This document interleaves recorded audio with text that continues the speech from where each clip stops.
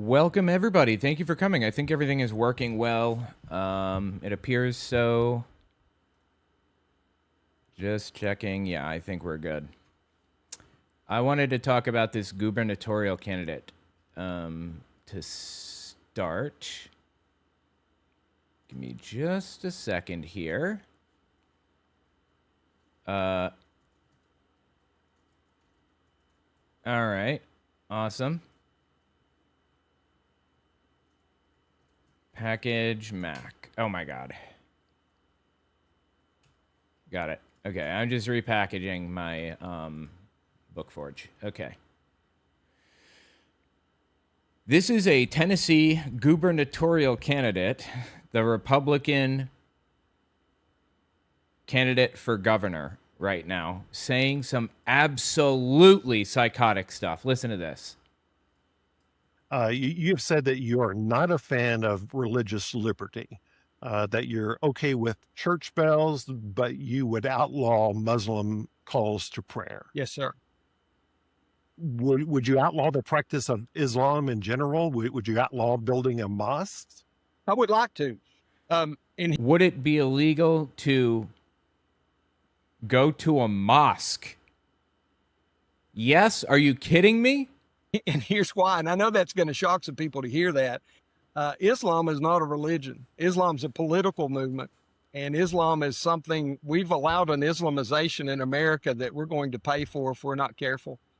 I know that's going to shock some of your listeners to hear that. And I don't offer it for shock. I'm sorry. Islam, the Islamization of America, please. That is not happening. The right is targeting Islam right now, heavily. And we'll get into it this entire week. I have like a whole list of clips to talk about where the far right, or honestly just the Republicans, the normal Republicans who are far right now, are talking about Islam being evil and taking over and trying to manipulate your kids and all this other stuff. But you know what I find particularly amusing in a sick, twisted way about what he's saying right now? This is exactly what Christian nationalists are doing. You're telling me you think Islam is the political movement? Islam in America? Not Christian nationalism? Really?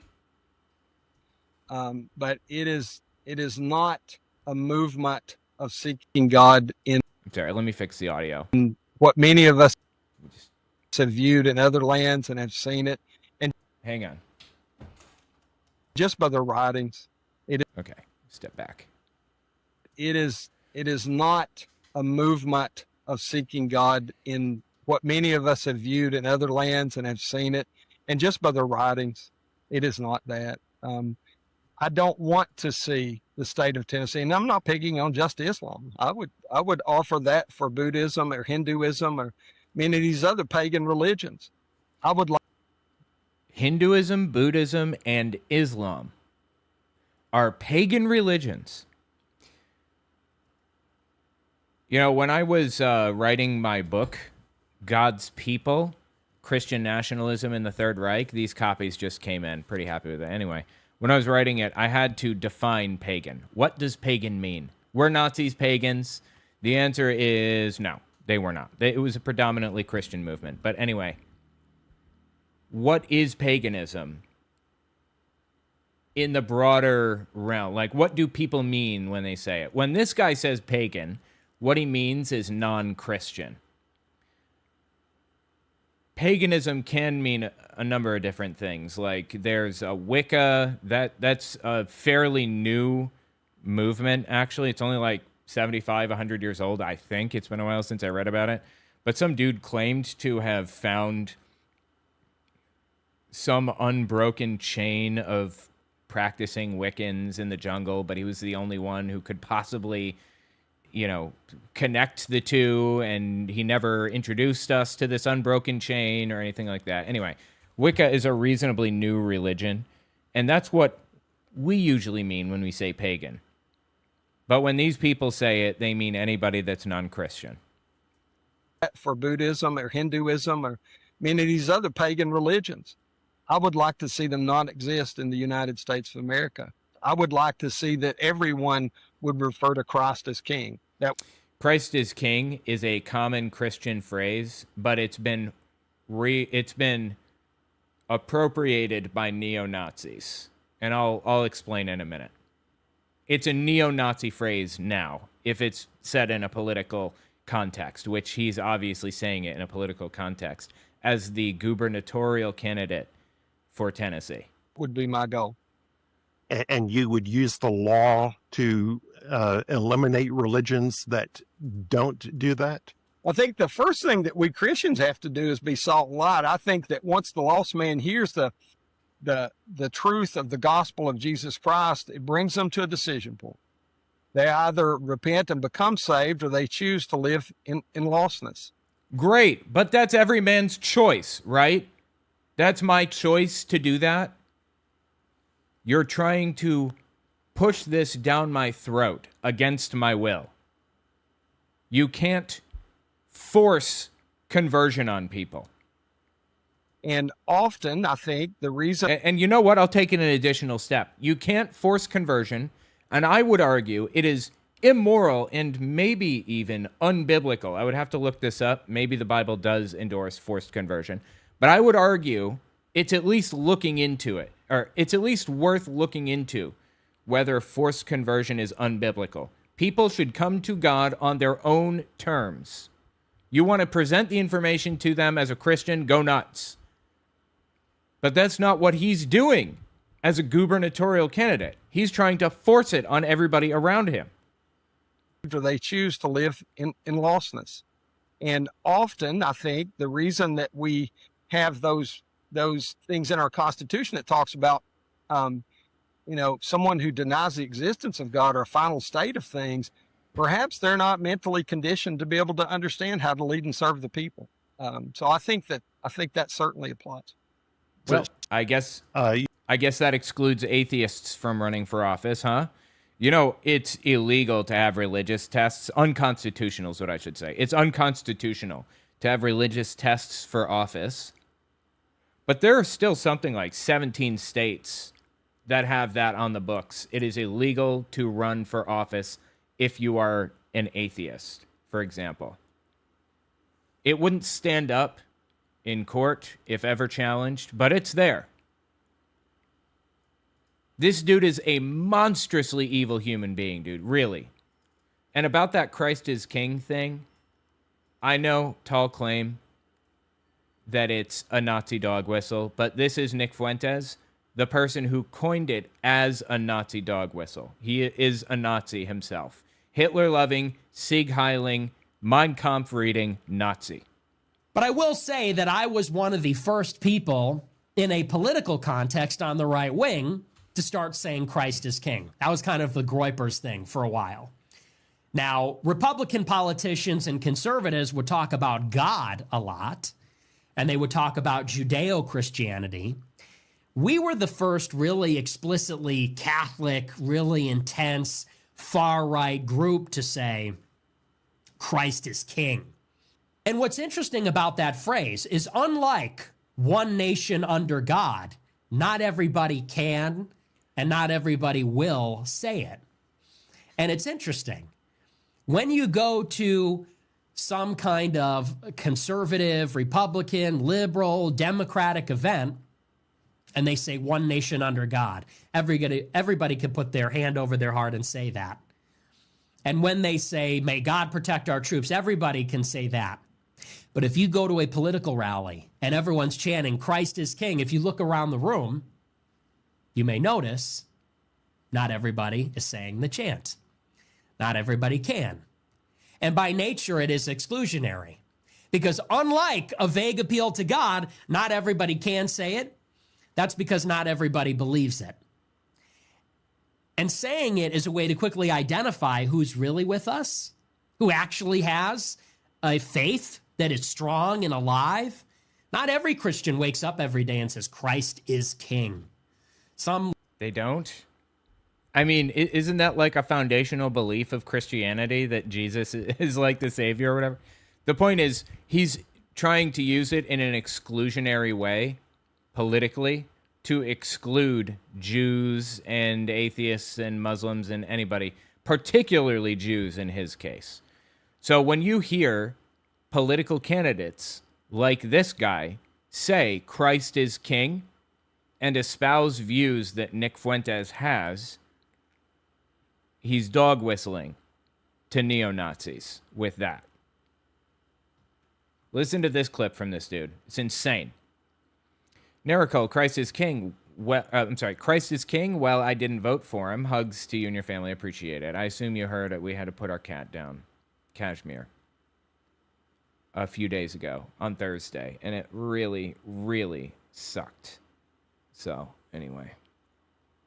He had cancer, lymphoma of the GI tract. And it was way too far along, apparently. Like, he had just slowed down on eating. Not stopped, but slowed down. Like, a week or two ago. And apparently it had metastasized and everything. It's wild. Cats hide their pain really well. Anyway. All right, listen to this clip from this dude. Let me ask you, Christian nationalist pastors Joel Webbin and Andrew Isker's in Jackson County. Webbin is also a neo-Nazi, also connected to Nick Fuentes. And that's who this guy, this gubernatorial candidate, identifies with, Joel Webbin. They've argued that non-Christians, Jews in particular, should not be allowed to hold public. No, I did. Yeah, let me just cut that in editing. I don't need that clip. That's unrelated. All right, listen to this one. I think, and I preface what I'm about to say about a 1972-73 decision. I don't know how the justices found that there was some constitutional authority that allowed babies to be slaughtered in their mother's bellies. Okay, well, first of all, that's not what's happening. Abortion is... All right. Do I want to go down this road? Probably. There are certainly people who've never heard this before, so it may be worth talking about. Imagine you get in a car accident, and the other guy, he's like a drunk driver, and he T-bones you, and you wake up in the hospital connected to him by IV. They have taken an IV and stuck it in your arm and are passing your blood to him. Without asking you, without asking anybody. They just started taking your blood, putting it into him. Would you be within your rights to remove that IV? Whether he lives or dies, completely immaterial. Should you be allowed to remove the IV and leave the hospital? Yes, obviously. You don't have any obligation to provide your resources, your bodily resources, to somebody else, no matter what the circumstance. If somebody is in a waiting room and they're perfectly healthy, they're just there for a checkup, and there are 5 other people there in the waiting room with you, and each one needs a different organ transplant. One needs a kidney, one needs a liver, one needs a spleen or a lung or whatever. Is the doctor within his rights to take you into that office, put you under, and take your extra organs out and give them to the others? It would save somebody's life, right? Should you have a say in what happens? Should you have a say in how your resources are used? Yes, obviously you should. No, the doctor should not be allowed to take your fucking kidney out and give it to somebody else. It doesn't matter what reason there is. It doesn't matter how dire.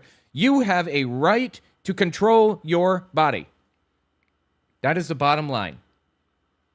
That is the moral argument for abortion.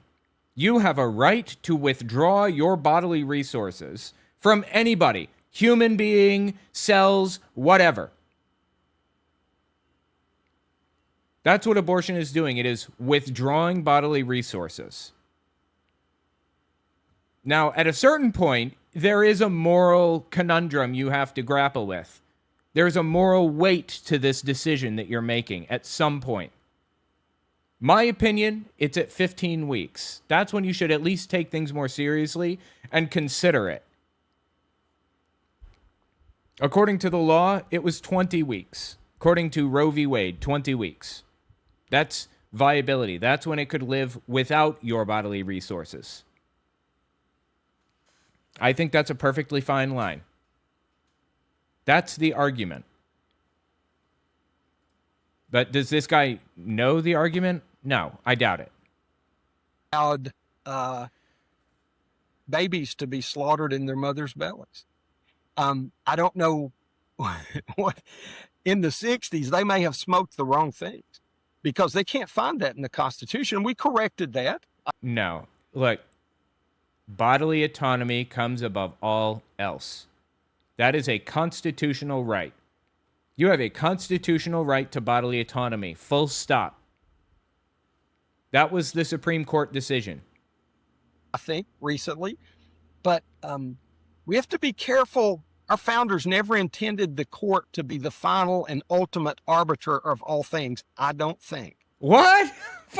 Well, what do you think they do then? What is the purpose of having a court? Wait. So he says the judicial system, the courts, the Supreme Court, the justices, the magistrates don't have a right to determine what the fucking Constitution says? Because So let me They are literally the people chosen for that job by the founding fathers. ultimate arbiter of all things. I don't think.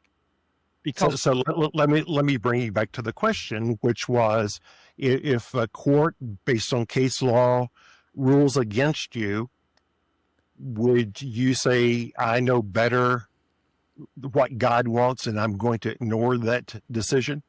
I might say it this way. I might say, I can read the Constitution much more clearly than you can, and I'm not going to abide by that.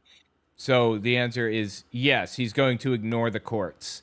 If he's elected, he's going to start having people arrested for whatever thing catches his fancy, because the courts have no authority in his mind. What the fuck is wrong with this dude?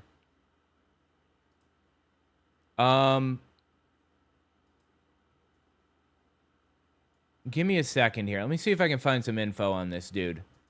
Hold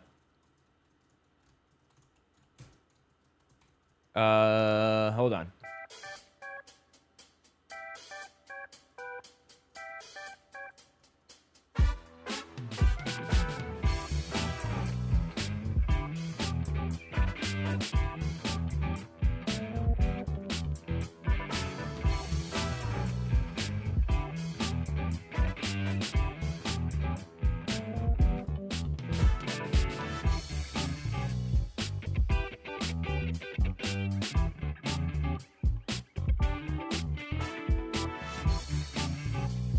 Yeah, this is Monty Fritz, I believe.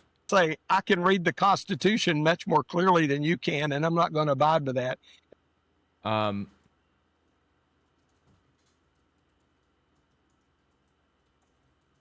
trying to find out what his chances are of winning, realistically.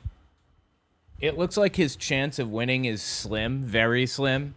But the fact that he's like a Republican running for governor in Tennessee and has some level of recognition, some fame, some notoriety, I guess, is insane.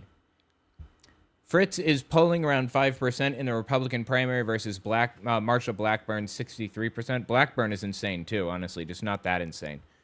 With John Rose at 10%, even accounting for the 22% undecided block, he's got an uphill battle.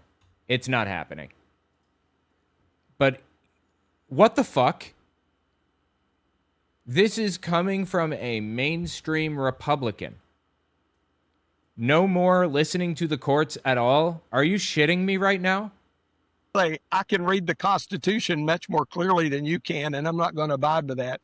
And I'll offer back that same example on gun laws.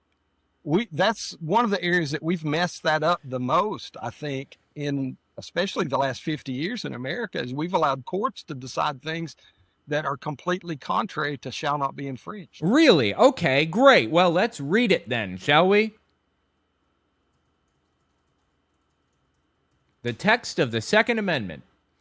A well-regulated militia. Well-regulated. You catch that? Literally the first three fucking words from the Second Amendment. A well-regulated militia Now tell me, what does that mean exactly? Does that mean everybody and their brother is allowed to own a nuclear weapon? Because because that is actually what David Barton believes, for example, a thought leader in this guy's movement. Does well-regulated to you mean nuclear weapons? Does it mean AR-15s on every street corner? Does it mean absolutely no rules about age when it comes to purchasing AR-15s? Does it mean no rules regarding magazine size or hollow point bullets or any of that stuff? Or semi-automatic versus fully automatic? Because the way I'm reading it, it means rules are allowed. Regulations are allowed. Well regulated. And then that fourth word, militia. But we already have a well-regulated militia necessary to the security of a free state. It's called the National Guard. That is what this was about. It was about slave patrols organized to make sure that slaves are not escaping, among other things. And somehow that's been twisted into a pretzel to be about the average shithead, like this fucking psycho, owning an AR-15 and allowing AR-15s to be sold to 15-year-olds. No regulation, right? Regulation's bad in his mind. AR-15s being sold to high schoolers with no background checks, presumably. He's against that, right? Any regulation? So he is the final arbiter of the Constitution, and he says abortion fully banned, guns fully deregulated in his mind. We've allowed courts to decide things that are completely contrary to shall not be infringed. And they've done that oftentimes with case law. So I'm okay with saying I will counter the courts on things. He's a fucking idiot. That's not going to be an everything, Phil. So don't hear it that way. So anyway, this guy, like I said, he has very low chances of pulling ahead. It's not happening for him, but it's disturbing to know that this is kind of the direction that the party is moving a bit. Check this clip out from him. For a period of time. So I think applying those principles of who God is, what he expects us to be as public servants, as fellow citizens, as countrymen, I think is part of whatever label we put on a person as a Christian. I think we have to do. And let me ask you, because you made the statement that you don't think it's your job to beat someone about the head and neck with the Bible. Yeah. That being said, isn't it also true that you would like to use your political power to impose your biblical views, say, for example, when it comes to abortion or LGBTQ rights or the practice of Islam? I mean, what's the difference? Yeah, I think speaking the truth in love is much different than beating someone about the head and neck. Whoa, hold on. Now we're speaking truth? Okay, that's very different from what you've been saying this entire fucking interview. Because this whole interview, you've been saying that you want to impose laws with the force of the state on these people that you disagree with. Use the state as a political arm of your religious ideology. That's not speaking truth. Now we're just speaking. Now we're just using our words, okay? Yeah, I think speaking the truth in love is much different than beating someone about the head and neck. I think that if we honor God in what we do in the state of Tennessee, we'll receive his blessing. If we dishonor him and we adopt a polytheistic worldview where we accept all religions as the same. Okay, that's not polytheism. That's leaving people alone to live their fucking lives and minding your own fucking business. That's what that is. You're not polytheistic if you allow people to practice their own religion the way they see fit. As long as they're not harming other people, obviously, which this dude is. We'll fall into the judgment of that same almighty God that's mentioned in our Constitution. I think that's clear. Great, I'll do that on my own terms. Go fuck yourself. I do think that abortion is an immoral thing. It's murder of a human being. I would like But it's not. to see that ended. I would like to abolish that in the state of Tennessee. I would And I think that aligns with God's word. I think it also aligns. Well, you're wrong. As a matter of fact, he's wrong about fucking everything so far. You think that the Bible is anti-abortion? Okay. Well, let's see what the Bible says about abortion, shall we? The test for an unfaithful wife, Numbers 5:11-23. Then the Lord said to Moses, you know what? Let me actually read this with my reader. I built an app called BookForge. Not an app, but like a desktop app, an application or whatever, that does text-to-speech pretty well. I'm pretty proud of it, honestly. I think it's really good, but anyway. Unfortunately, we'll cut all of this out. This is just for the audience, not for the final video, but unfortunately, it takes about 30 seconds to boot up the server, and then it takes another roughly 10 seconds to render the first sentence, and from there, smooth sailing. The first sentence is 10 seconds, second sentence is about 10 seconds, and then it's good to go. Server is up, the TTS server. It's buffering. Give it a second. I hope I said it to the right. Then the Lord said to Moses, 12 speak to... Okay, yeah. Let's listen. Then the Lord said to Moses, 12 speak to the Israelites and say to them, if a man's wife goes astray and is unfaithful to him, things of 13, so that another man has sexual relations with her. Okay, then the Lord said to Moses... It's not perfect, but you get the idea. It's reading the numbers. Maybe I can cut the numbers out of the speech in editing. We'll see. 12 speak to the Israelites and say to them, if a man's wife goes astray and is unfaithful to him, things of 13, so that another man has sexual relations with her, and this is hidden from her husband, and her impurity is undetected, since there is no witness against her, and she has not been caught in the act. 14, and if feelings of jealousy come over her husband, and he suspects his wife, and she is impure, or if he is jealous and suspects her, even though she is not impure. 15, then, he is to take his wife to the priest. He must also take an offering of 1/10 of an ephah of barley flour on her behalf. He must not pour olive oil on it, or put incense on it, because it is a grain offering for jealousy, a reminder offering to draw attention to wrongdoing. 16, the priest shall bring her, and have her stand before the Lord. Then he shall take some holy water in a clay jar, and put some dust from the tabernacle floor into the water. After the priest has had the woman stand before the Lord, he shall loosen her hair, and place in her hands the reminder offering, the grain offering for jealousy, while he himself holds the bitter water that brings a curse. Then the priest shall put the woman under oath, and say to her, if no other man has had sexual relations with you, and you have not gone astray and become impure while married to your husband, may this bitter water that brings a curse not harm you. Okay, I made it pretty far without having to buffer again. So the point is... 16. Sorry. Hold on, let me just... Then the priest will relations with you, and you have not gone astray and become impure while married to your husband, may this bitter water that brings a curse not harm you. So, basically, if your wife has cheated on you, or you suspect she's cheated, you bring her to the priest. The priest gives her this concoction. She drinks it, and it aborts the baby if she cheated. That's pretty pro-abortion in my mind. In fact, it's explicitly pro-abortion. I'll take it a step further. It is instructing people to get an abortion in certain circumstances. The Bible does. Numbers 5:11-23. Could not be clearer. Now, what fucking verse are you using from the Bible that's anti-abortion? Because there isn't one. There's one verse that these shitheads like to pull out. It's basically talking about prophets of God, how they're all written on his heart or whatever, in his mind, and he knows all of their names.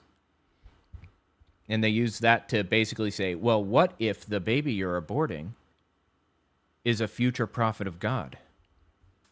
That's pretty much the argument. If that's the case, then he wouldn't let it happen. Obviously. God in 20.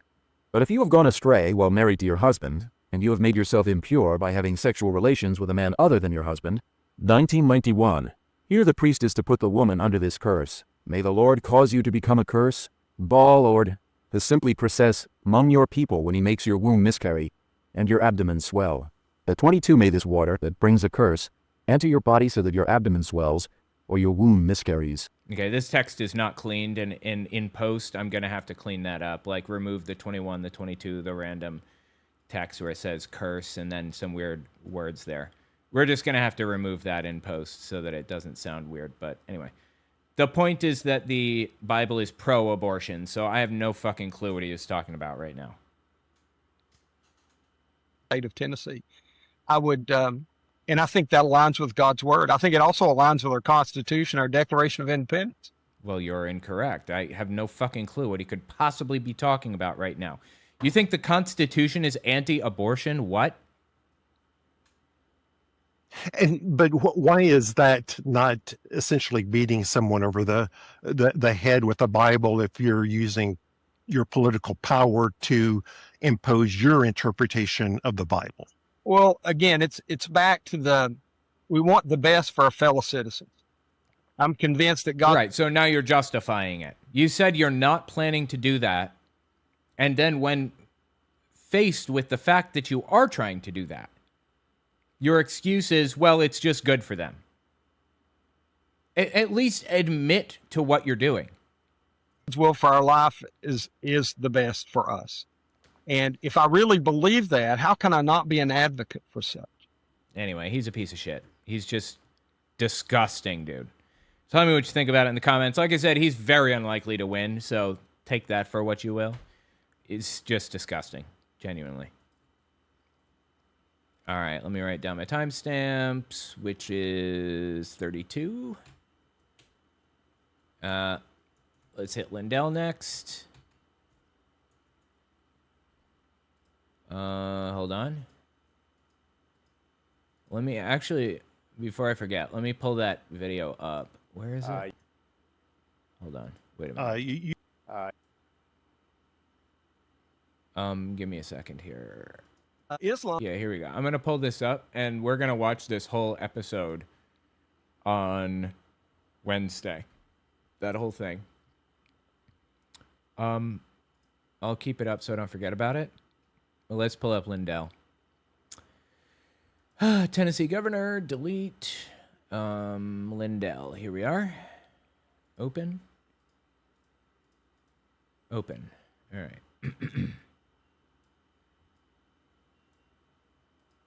What's this one? Dale, look. Oh shit, I didn't process this video. All the videos that I watch, I always run them through a pipeline for a program I wrote called Briefcase. And it basically does text-to-speech, and it does fact-checking on it. So apparently I didn't do that with this video, but I'm fixing that now. Give me just a second here to pull it back up. Where the fuck did it go now? Here it is. All right, it's done. Being fact-checked. Rename. Republican. Union drop. Okay. Rename. Hold on.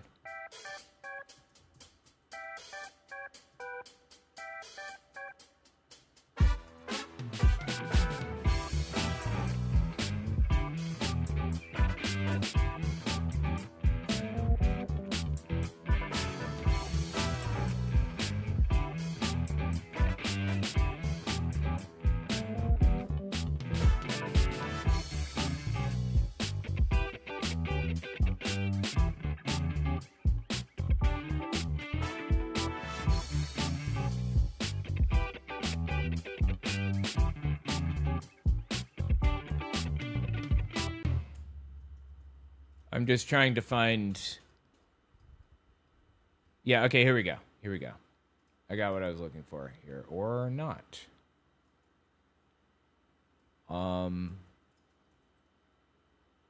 Yeah, here we go. Here we go. Got it.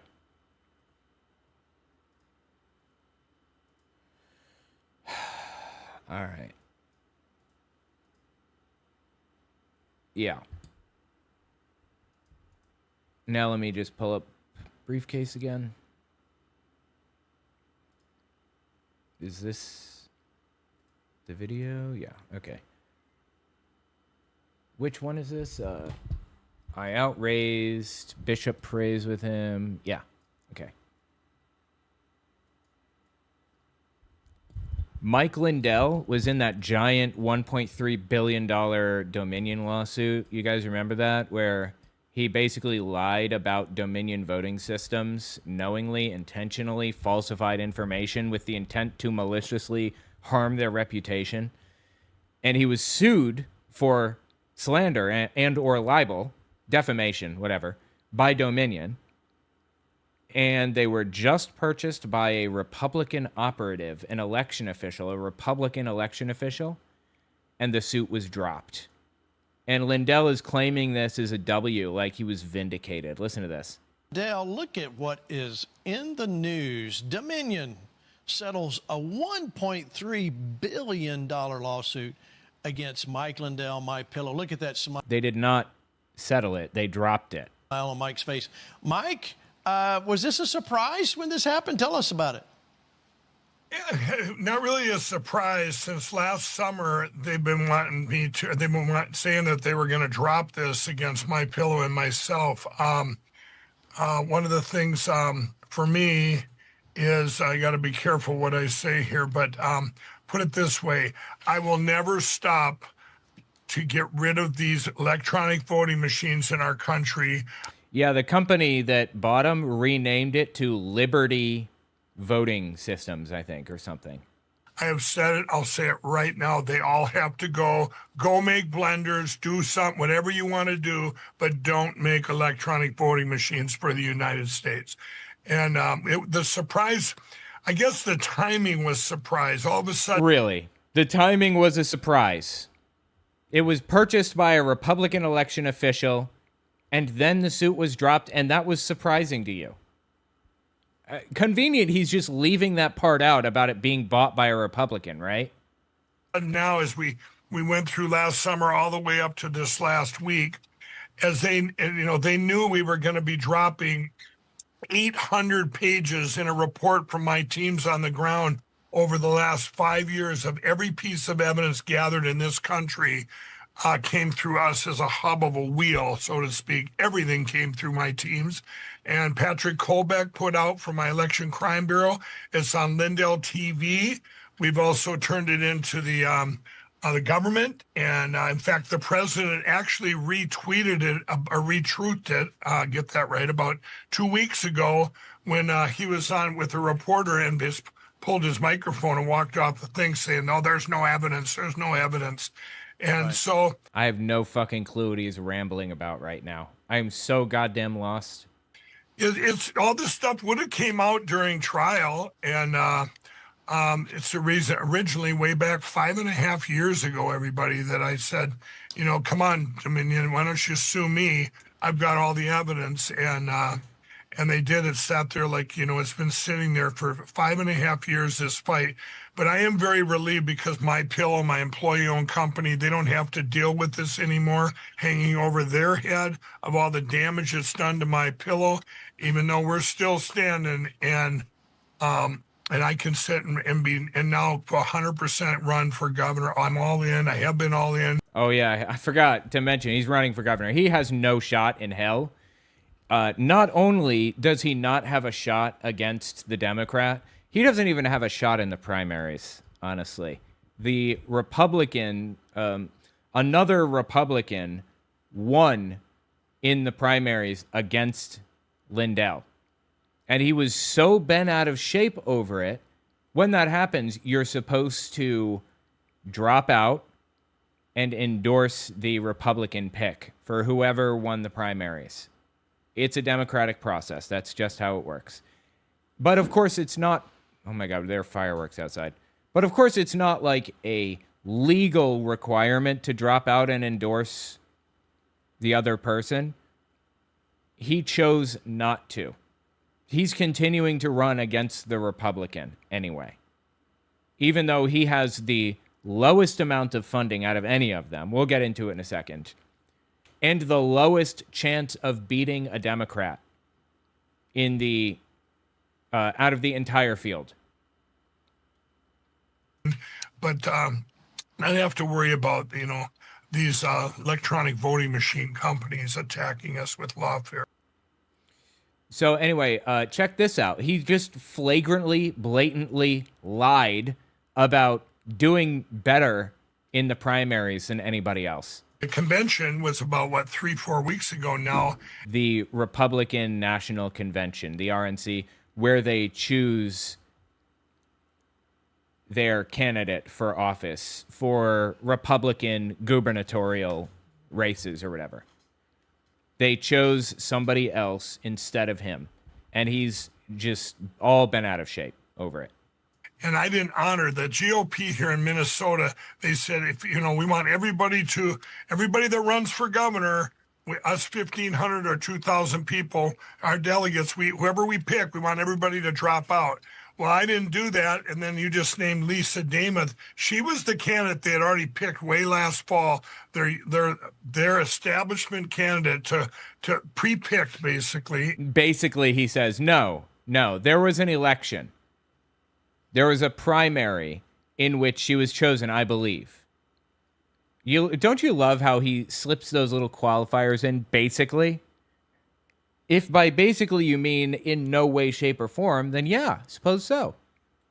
And, of course, then all the voting machines went bad up in Duluth, so to speak, suspiciously for 3 hours. Everybody's holding up signs. Mike was right. Mike was right. I bet, yes. Lots of people holding up signs that you were right, Mike, totally. And and then they asked me, they said, well, Mike, why did you not honor the endorsement? And I said, well, because the people, I'm polling number one since last August, everybody. The people of Minnesota, we need change. He's not been polling number one. The way polling works, there's this concept in statistics. I don't remember what it's called. Probably the jelly bean concept or something. I don't know. But it goes like this. Basically, if you're at a fair and there's a big jar of beans, and you're going to win like $50,000 if you can guess how many beans are in it. You go around to every single person and you ask them how many they think are in there, and you average those numbers, and you will almost be exactly right nearly every single time. I forget what the concept is called in statistics, but the law of averages, I don't know. The high guesses, 20,000, outweigh the low guesses of like 100. And you get somewhere in the middle, which is right where it should be. Once since last August, and I said, well, because the people, I'm polling number one. So here's the little trick that he's pulling with his polls. When you look at polls, like disapproval rating or approval rating or whatever, you take all the polls that are out there that are reputable and you average them together to get a final number. And that aggregate is much closer than any individual poll will be. So we have a case where Mike Lindell's polling just barely edged out the other Republicans, not the Democrats, the other Republicans. A single example of one poll, an outlier, that had Mike Lindell just barely ahead of the others. And he says he's been polling number one since August. Like, another way of looking at popularity is how much individual or how many individual donor dollars you've brought in. I think he has something like 16,000 compared to like 350,000 for other candidates, compared to, I think it's Amy Klobuchar running in Minnesota, who has like $16 million total. He has no chance at all of winning. And honestly, I'm going to enjoy the hell out of it, watching him fall flat on his face. Since last August, everybody, the people of Minnesota, we need change. We need a businessman to get out of this. There's no way. Dude, I get so sick of that businessman shit. No, okay, the government doesn't run like a business, and it shouldn't run like a business. The government does not exist to make money. The government exists to maintain society, to maintain a certain quality of life for everybody. When you run a government like a business, things start to fall apart. I think that's obvious by now, right? We need change. We need a businessman to get out of this. There's no way. These remember, and I always say this with like Lisa Damas, she's the Speaker of the House here for the last couple of years. Well, all this billions and billions of dollars in fraud happened under her watch too. And they say, well, she knew about it, but the Democrats blocked her. Well, you better have a big mouth. You better be hollering out, hey, we got problems here, huge problems. So all that stuff about fraud in Minnesota is nonsense, okay? There was a single case where a company, I think it was called Feeding the Future or something, was getting, I think they got like $100 million or something like that from the government. And it was kind of a fraudulent organization run by a white woman. Although there were a lot of Somali people in the chain, apparently. And they got a lot of money out of the Minnesota government until it was caught under Biden and under Tim Walz. They caught it and charged them and sentenced them under Biden and Tim Walz. I think they officially got their sentence like 2 months into Trump's administration. Had nothing to do with Donald Trump, obviously. And then Nick Shirley comes in and starts claiming daycare fraud. That's all made up. That daycare shit is completely fabricated. Okay, there was never any Somali daycare fraud. There's no evidence of Somali daycare fraud. Like, every word out of this dude's mouth is a lie. How has he not been sued even more? Hold on.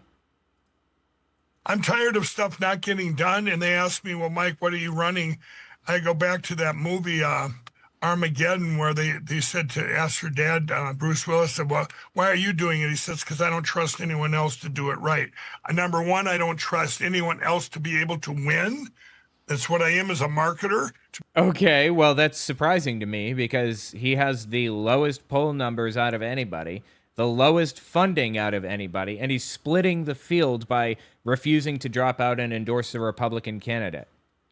So to be able to raise enough money, I've raised all of them combined now, and to have a marketing plan to win. I'm sorry, one more time. Listen to this again. Anyone else to be able to win. That's what I am as a marketer. To be able to raise enough money, I've raised all of them combined now. That's a lie. Usually there's some kind of like a grain of truth to the things that people say, right? In politics, there's some grain of truth to this shit almost every time. But this guy cannot help himself but to just make shit up flagrantly. I pulled the numbers up the other day when I covered this whole live stream. I don't remember what the exact numbers were, but he raised somewhere around $16,000, and his Republican competitor raised $350,000 or somewhere in there.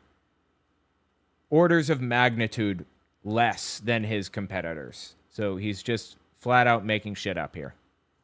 And to have a marketing plan to win. But like, nobody likes you, Mike. When is that going to connect? Is there anything knocking around between those ears except for air? Nobody likes you, Michael. I'm sorry. Nobody likes you, Mike. Please go away. Raised all of them combined now, and to have a marketing plan to win, but yet to have all the solutions to our problems here, which I've been working on a parallel path. Plan on having my budget out within 3 weeks here. And yeah, so you've only got concepts of a plan right now, right? When is the election?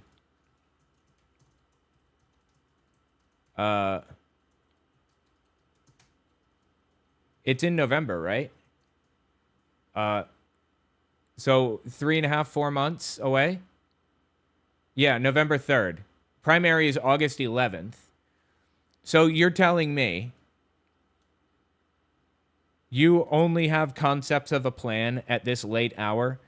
I have videos going all the way back to like December of 2025 of him saying that he's running for governor, and you still don't have a plan, Mike? Really? And show the whole nation, show the whole world, here's what we're going to do to every single problem we have in Minnesota, because it's across a lot of other states too. Let me see here. Hang on. What is the... yeah, so I think his announcement video was September 19th, 2025. So he's been running for a year and still only has concepts of a plan. Anybody surprised by that? Anyway, he doesn't have a chance, so I'm not too concerned or broken up about it or whatever. Sometimes you just got to laugh at the stupid. Tell me what you think in the comments. All right, I'm going to go grab something. I will be back in just a minute, and while I run out, I'm going to let this video play for just a minute, okay? I'll be right back. And just by the writings, it is not that. And I'm not picking on just Islam. I would offer that for Buddhism or Hinduism or many of these other pagan religions. I would like to see them not exist in the United States of America. I would like to see that everyone would refer to Christ as King. That would be my goal. Hello, everyone, and thanks for joining me for this episode of Hate Comes to Main Street. As usual, if you like what you see here, be sure to hit subscribe. In this episode, I'm going to take you inside the mind of a Christian nationalist. Mighty Fritz may not think this conversation belongs under the heading of hate, but after you see this, you may disagree. Mighty Fritz is a current Republican member of the Tennessee legislature and a GOP candidate for governor. I reached out to him after my News Channel 5 colleague Ben Hall recently asked him to define himself. Do you consider yourself a Christian nationalist? So let me break that down for you quickly. I think that often people use that as a derogatory term. I am a Christian. I won't deny Christ because that has a consequence. I'm not willing to persevere. I am a nationalist. I am an America First, Tennessee First person. So if someone puts that label on me, I think it's not necessarily a negative thing. Mighty Fritz, thanks for joining me. Let me just say at the beginning here, I think there are going to be two different groups of people who are not going to like my interview with you. It's going to be either people who think my questions are too direct or people who think I'm not treating this like a debate and putting you in your place. But I think having direct conversation is something America could use more of. Yes, sir. And with compassion. I promise you, I'm gonna love you one way or the other, Phil. So it's I appreciate that. We have too few direct conversations in America and in Tennessee today. Let me start with a very direct question. A lot of people see Christian nationalists, or some, as sometimes, hate wearing a cross. That, it's racist. They think America is just for white people. Misogynistic, women should not be allowed to vote. Some Christian nationalists are seen as, anti-Semitic, homophobic, Islamophobic. As someone who identifies as a Christian nationalist, what is your reaction to those broad characterizations? Well, first, I don't know that I identified as a Christian nationalist before I ran for office. Soon after I was elected the first time, one of my first calls was asking me if I was that. And I just kind of boiled the two words down to Christian. I am that. I will not deny Christ. And I am a nationalist. I'm an American First, Tennessee First person. So I didn't think that was a detrimental term. I'm sure there are people who perhaps march under that banner that have different views than me. And that's great part about being in America. Those things you just mentioned, I don't know. I heard some of those things early on in this. When I hear the word Christian or the phrase Christian nationalism, I think Christ and Constitution, because I think our country is a Christian nation, founded as a Christian nation. I think our state is that. I think our Constitution bears witness to that.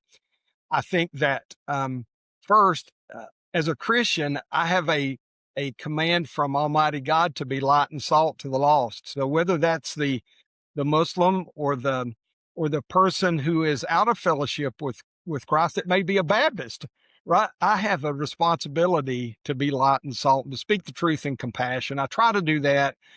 I think it's an interesting thing to be in the public platform as a state rep or even, running for governor as a state. My goodness, I never thought I would have done that. And I think it's important to clearly define the terms of what words mean. I think in our postmodern time, we have found ourselves adopting meanings to things that perhaps they were never intended. And so that'd be my first response. And let me ask you about this notion of the U.S. being a distinctly Christian nation.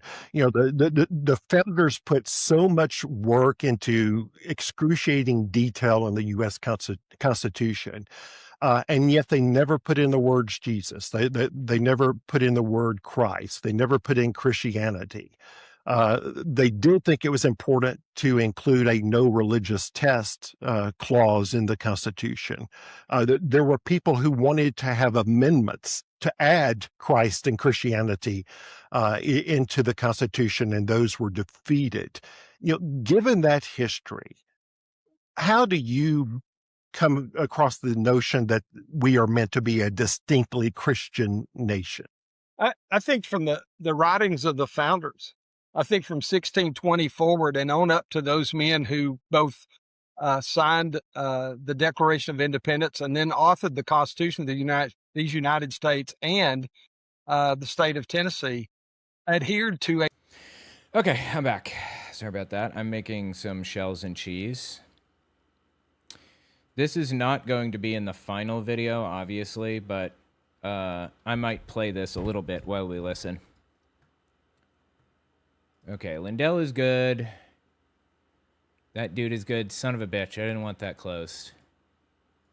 There we go. You know what I should do? I should put a progress marker on this. I think that'd be convenient. Let's see. Do we want to hit Rapert next? Yeah, we'll hit Rapert next with a T. Rapert. Okay. Got it. This is Jason Rapert with a T. He is an ex-congressman, I believe. And when he was voted out of office because nobody wanted him around, he decided to start the National Association of Christian Lawyers.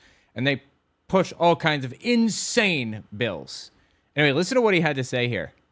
Look, I'm telling you, I'm wearing this United States flag hat today because we're coming up on the 250th anniversary. But you know what I want you to know right now from the bottom of my heart? Tell me, Jason Rapert with a T. I'm sorry. Before you tell me Jason Rapert with a T, you know how some people have last names like that reflect their occupation? Mason or Tyler or whatever. Those types of last names. Or Anders' son, the son of Ander or whatever. Where do you think he got his last name? Are they connected? How old is the Rapert family with a T? Our founding fathers did not give their lives, risk their families, give up their fortunes so that radical Islamists could come to this nation and take God out of our country. Yeah, oh my God, dude. I love how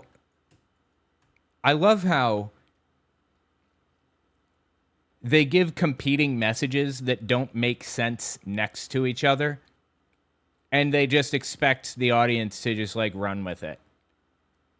Are they taking God out of the country, or are they radical Islamists? It can only be one, right? Aren't those mutually exclusive?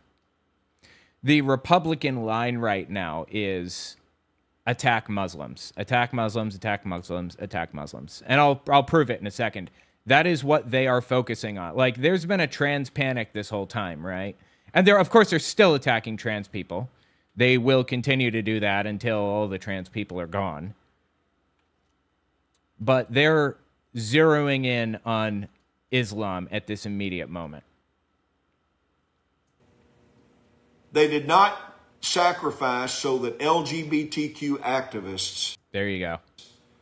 could run around looking like nut jobs and say it's okay to cut the penises off of little boys. Okay, yeah, he's still doing it, I guess. They're not solely focused on Islam, I suppose. The trans panic will continue. None of this is happening. I'm sure I don't even need to say this, but I'm going to say it anyway for those who need to hear it. This is completely made up. Okay, nobody is cutting the twig and berries off of anybody. Certainly not off of children. It's illegal to get gender-affirming surgery under, I think, 18, and has been since basically forever. I think that there are some cases in which bottom surgeries are performed, like 2 per year, under a certain age for very extenuating circumstances. And the breasts off of little girls. This is not happening. Really, breasts off of little girls. If they're little girls, they won't have breasts in the first place, will they? Again, like, there is no logic to be found in these people's minds. It really is just space between those ears. Okay to cut the penises off of little boys and the breasts off of little girls. That's not what our founding fathers died for. God, dude, it's so stupid. Hold on. They're really leaning into anti-Muslim hate, though, right now. This is what I wanted to point out. This is a TV show called Flashpoint. Jason Rapert, with a T, often goes on Flashpoint. I guess he hasn't been on in a while. But it's like a Trump theology TV show, basically. It was created by Kenneth Copeland's TV network, the Victory Channel. And the whole goal is to help Donald Trump at any cost. Listen to what they're saying about Muslims. This is just from like a few days before this aired. Exactly like the left, Muslims do not use language to communicate, they use language to manipulate. When Islam says peace, they mean war. When they say Jesus, they mean the Antichrist. So it's very important, just like the left, we are using the exact same terminology, but when it comes down to it, we're having the opposite definition. The problem with the Muslim Jesus is that the Christian Jesus is a Jew, the Muslim Jesus hates the Jews. I meant to cut this and jump to the center, but yeah, I didn't have a chance. I'll just cut it in post. Keep listening here. Terrorism charges to either get... Hold on. Became a Christian and he's now under terrorism charges to either get death penalty or a lifetime in jail. He's at the moment not being fat. This verse, those Jews, and again, he's very smart because he mentioned a peace verse. Islam, when it started, it was very nice, hippie, and peaceful. The problem is that most Jews and Christians went to Muhammad and he thought he's an idiot. So after 12 years of Muhammad preaching his false demonic gospel, nobody was converted except like 80 to 100 people. It was his mom, his cousin, his auntie, his dog, his wife, whatever. What the fuck? I'm sorry. What is he talking about? Muhammad didn't convert anybody except for his dog? Is that what he just said? Okay. So the guy is mentioning the peace verses, not the sword verses, which is what Islam became. Wow, doesn't that sound familiar? The guy was preaching the peace verses and not the violent ones? Huh. Color me surprised. Do we know anyone like that? Do we know of any other religions out there, maybe, that preach about war and hate and violence and killing people instead and ignore the peaceful verses in the Bible, for example? Any religions out there at all that maybe do that? After they preached peacefully and it didn't work. So it's very important. He is hiding the sword verses, which are the verses that came after the peace verses. There's a principle of Quranic abrogation, which means the verses that came later is more true than the verses that came in the beginning. Sound familiar? Weird. This is literally Christian doctrine. The verses that came later are more legitimate because there are so many contradicting verses in the Bible. So the Quran is a very bipolar, contradicting, inconsistent book. That's why Muhammad was told to marry one, then marry two, then marry four, then he married 11. Yep. So the whole Quran hinges on inconsistency. So, Gene, the big thing people need to know, is this a peace verse or a sword verse? Because the sword verse came after the peace verse, which means the sword abrogates the peaceful one, which means the peaceful one is now actually canceled. Boy, he's twisting himself up into a pretzel to blame Islam for things that Christianity is doing, huh? So that person, Imam, is actually lying. Anyway, yeah, they played a video from some Muslim leader in the military or some military chaplain or something, and they're claiming that he's lying about... Anyway, the point is, they're targeting Muslims right now. Why did they bring this up in the first place in this video? I watched the whole video. It's on my Unfiltered YouTube channel if you want to watch it with me.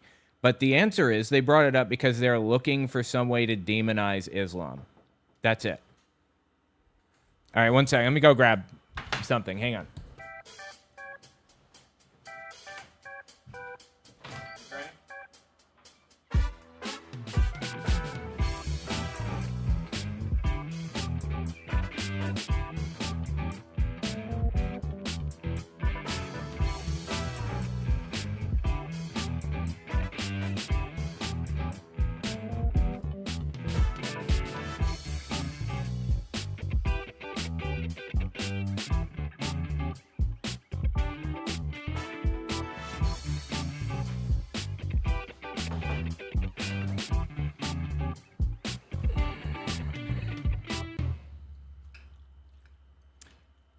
Okay, I'm back. I just had to, yeah, my wife made some shells and cheese real fast, and I wanted to grab them because I haven't eaten dinner yet, so anyway, it's here. Just mixing it. Awesome.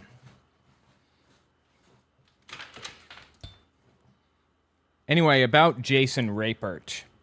This is evidence that these people are targeting Islam right now, right? That's the new culture war issue. Those are the new evil boogeymen that they're focusing on at this immediate moment. And they're accusing Islam of doing exactly what Christianity is doing. We listened to the list of things that he fears Islam is doing in America right now, right? Listen to this clip from Jason Rapert explain what he wants to do in America. We just make sure this is... Which one is this? Let's watch this one first.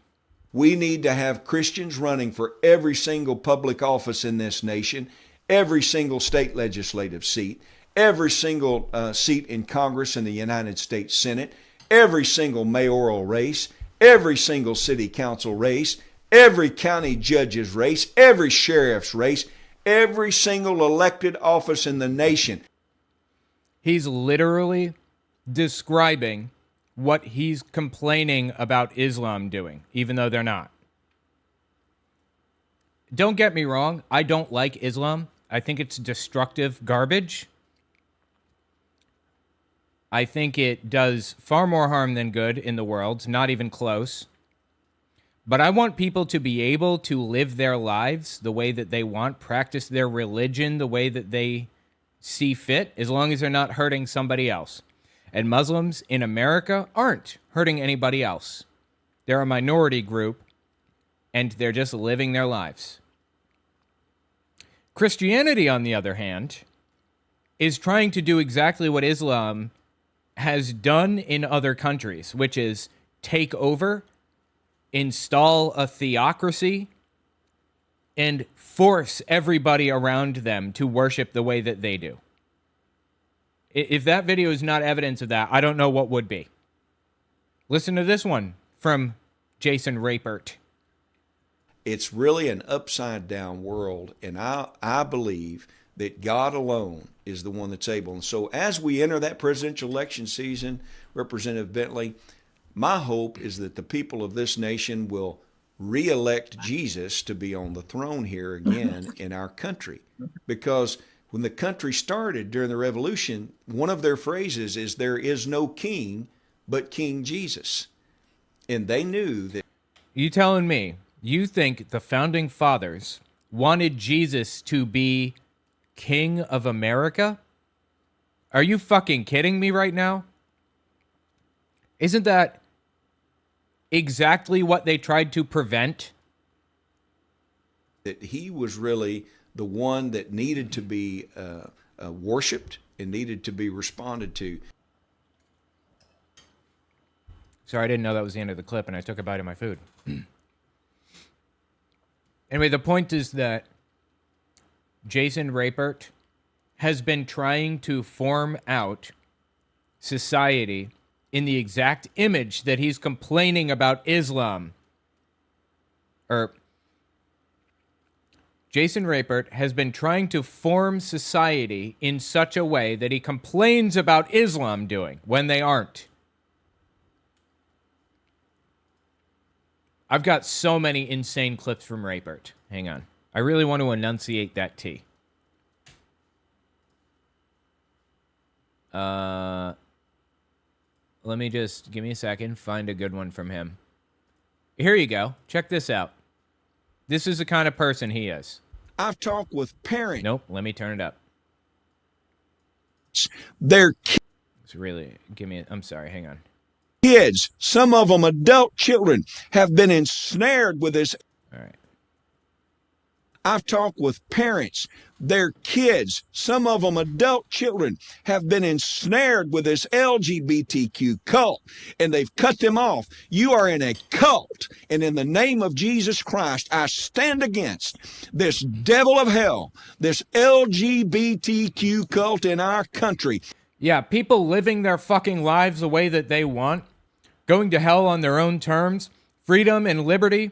Yeah, that's definitely a cult, totally. Going to hell, let me rephrase. I should probably remove the going to hell on their own terms part in post, because that's not the, that won't carry the context I intended to. This dude is such a piece of shit. I'd rather be in an LGBT cult than a Christian cult. I would rather... Yeah, you know what? I'll go there. I would rather be in an LGBT cult, even though it's obviously not a fucking cult, than a Trump cult. A Trump worship cult is what this guy is in. I command you in the name of Jesus to be thrown down and loose the people of this country. Let go of their minds. Let go of their families. Let go of our reins of government in this nation. You will not drag us into your pit. I'm not trying to turn you gay, Jason. Okay? There's no obligation for you to be gay. I want everybody to have the right to live the life that they want to live on their terms. You know, when people are asked, end of life, what piece of wisdom they want to pass on to the next generation, you know what they consistently say? Just about everybody who's ever asked, what do you think I should know now that you're like 80 years old and you're on your way out the door? What should I know that you wish that you had known 70 years ago? Almost unanimously, they say, don't worry about things as much. Live your life and be who you are. Almost unanimously, people regret not living the life they wanted to live. Because you know what? At the end of the day, you get one spin on this rock. One. You'll only ever be in your 20s once. You'll only ever be in your 30s once. And then it's over. Don't waste your life making other people happy, like this shithead right here, trying to destroy people's lives, trying to prevent them from being who they are, trying to erase individual liberties. Be who you are and fuck them. Imagine being a gay dude in your 70s and never having had a boyfriend, never had a relationship of any sort, ever. Because you believe it was wrong your whole life. And now you're at the end of it, and it was wasted. Don't waste your life. I'm slowly getting near 60. I hear you. I'm getting near 40. I get it. No, I'm like 36, I think. 1989. Yeah, no, I'm almost 37. Damn. July 20th. It's creeping up. YOLO. Oh, that was the end. Anyway, he's a complete piece of shit. Just a vile piece of shit. Tell me what you think about him in the comments.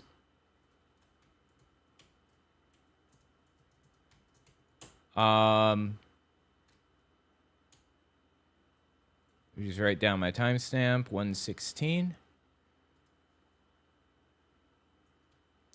Okay, and let's see. What's the next story here? Hang on.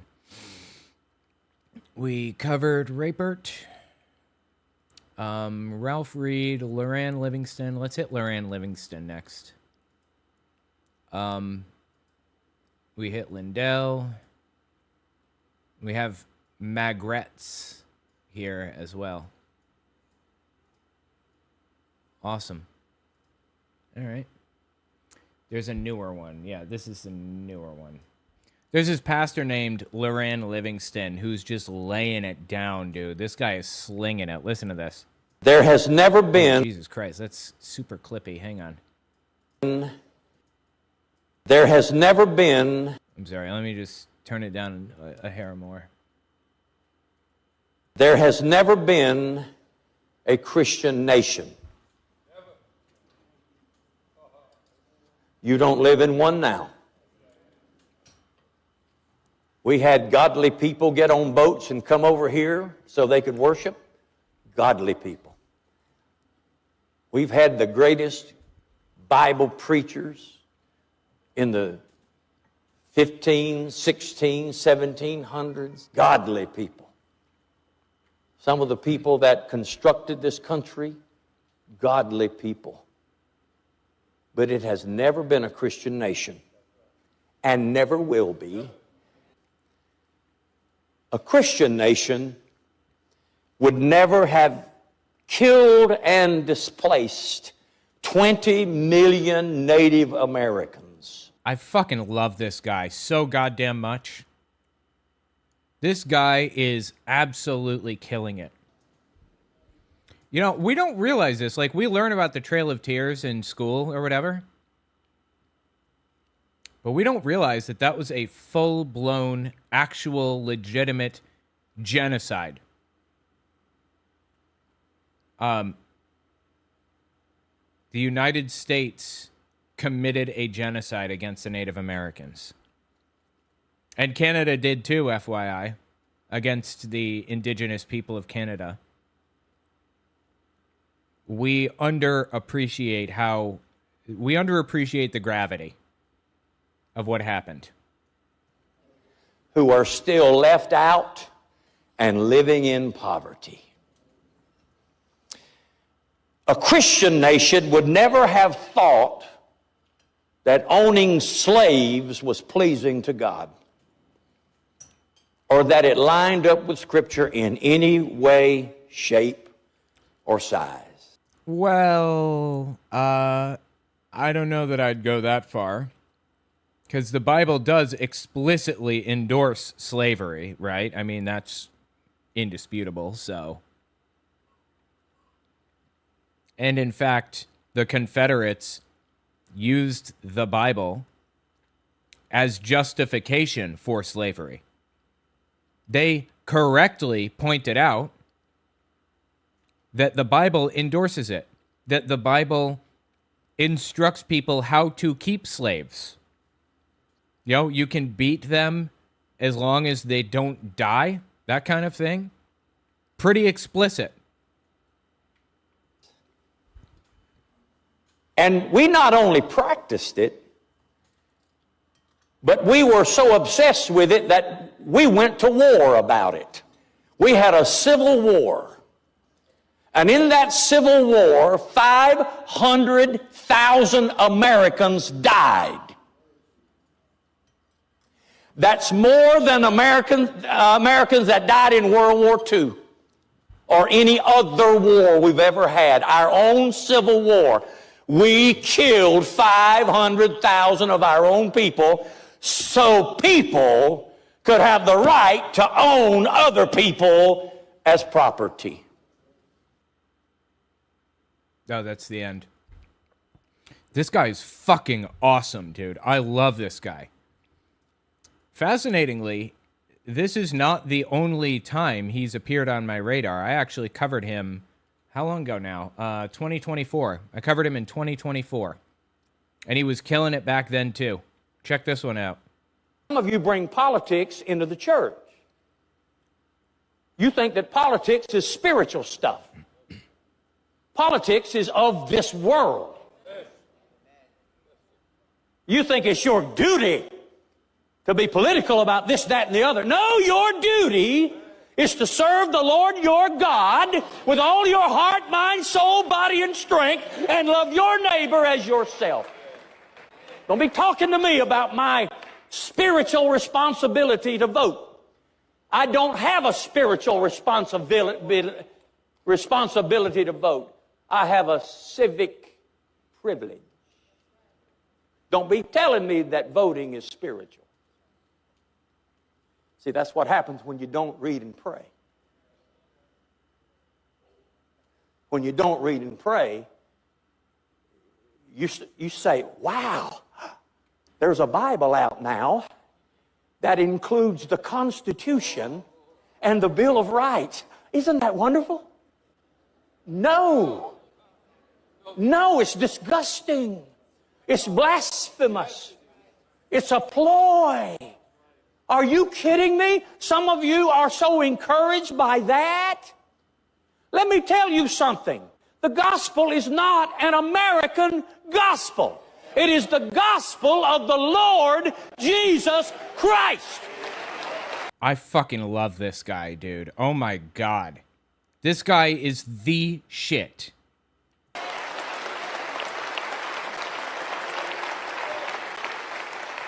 But Pastor, I bought the Bible. Really? You're telling me that you're encouraged because someone took a government, U.S. Constitution, a document that says we are of the people, by the people, and for the people. The people, the people, the people. And you have put it right beside the Word of God, which is eternal, unchanging, which says, of Him, by Him, through Him, to Him, from Him are all things. And you're going to put those together and be happy about it? God forbid. Now, you can get mad if you want to, but I'm going to tell you something. If you glory in that kind of thing, you don't have a prayer life. If you glory in that kind of mess, political mess, you do not know what the Word of God says. I'm going to rear back and tell you something. You know, I think I could be convinced otherwise. I think I would need to do a bit more reading on this, but I think I'm willing to take the step and say,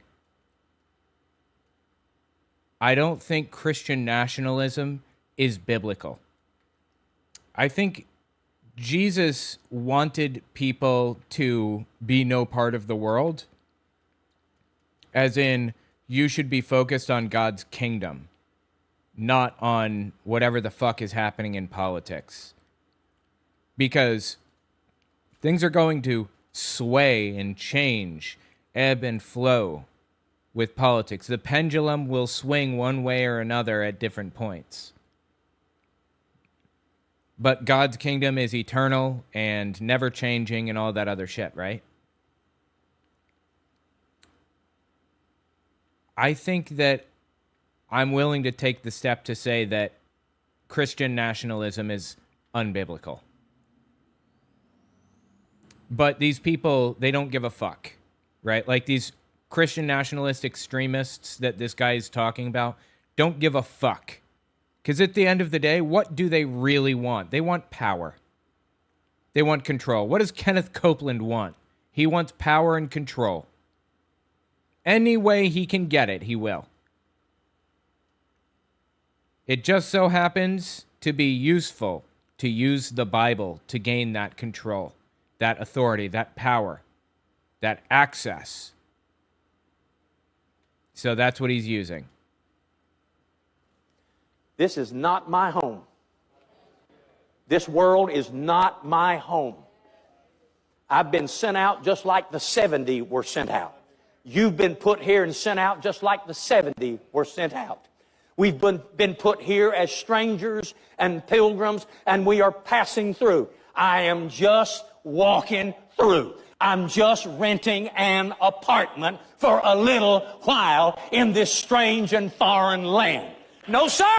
My real citizenship is in heaven, from which we look for the Lord Jesus Christ. I love this dude. He's awesome in so many ways. We need people out there, preachers, to stand up and say, this is wrong. Christian nationalists have created a path through which they can gain power for themselves. Giving up power is a lot harder than gaining it. Getting these people to give up power by rejecting this Christian nationalist extremism, getting people to give up power by saying this is wrong, that just shows what kind of person you are. You are willing to stand up for the right thing, not the most beneficial to you thing. And I just respect the hell out of people who take that step, who do that, who are willing to give up power to do the right thing. This guy is one of them, and so is James Tallarico. He is famous for coming at Christian nationalists and refusing to allow them to get away with their lies to benefit themselves. Anyway, tell me what you think about it in the comments. I love this dude to death. And we need more people desperately who are pastors, legitimate pastors, and willing to stand up and say, this is wrong. There are not enough of them out there right now. All right, let's see. What was the timestamp on that? That was 1:28. 28. 1:16. That's a little short, but that's okay. You know what? Let's talk about Tallarico. I can fit him in since it's a little bit of a shorter video. If you don't know Tallarico, he is a Democratic lawmaker, I think senator maybe, in Texas. And he's running for Texas Senate on a federal level now, not just a state level.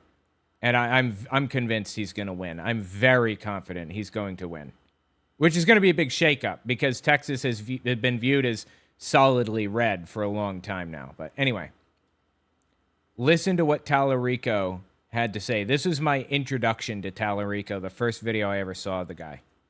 And I say this to you as a fellow Christian. Sorry, let me fix the volume. Representative.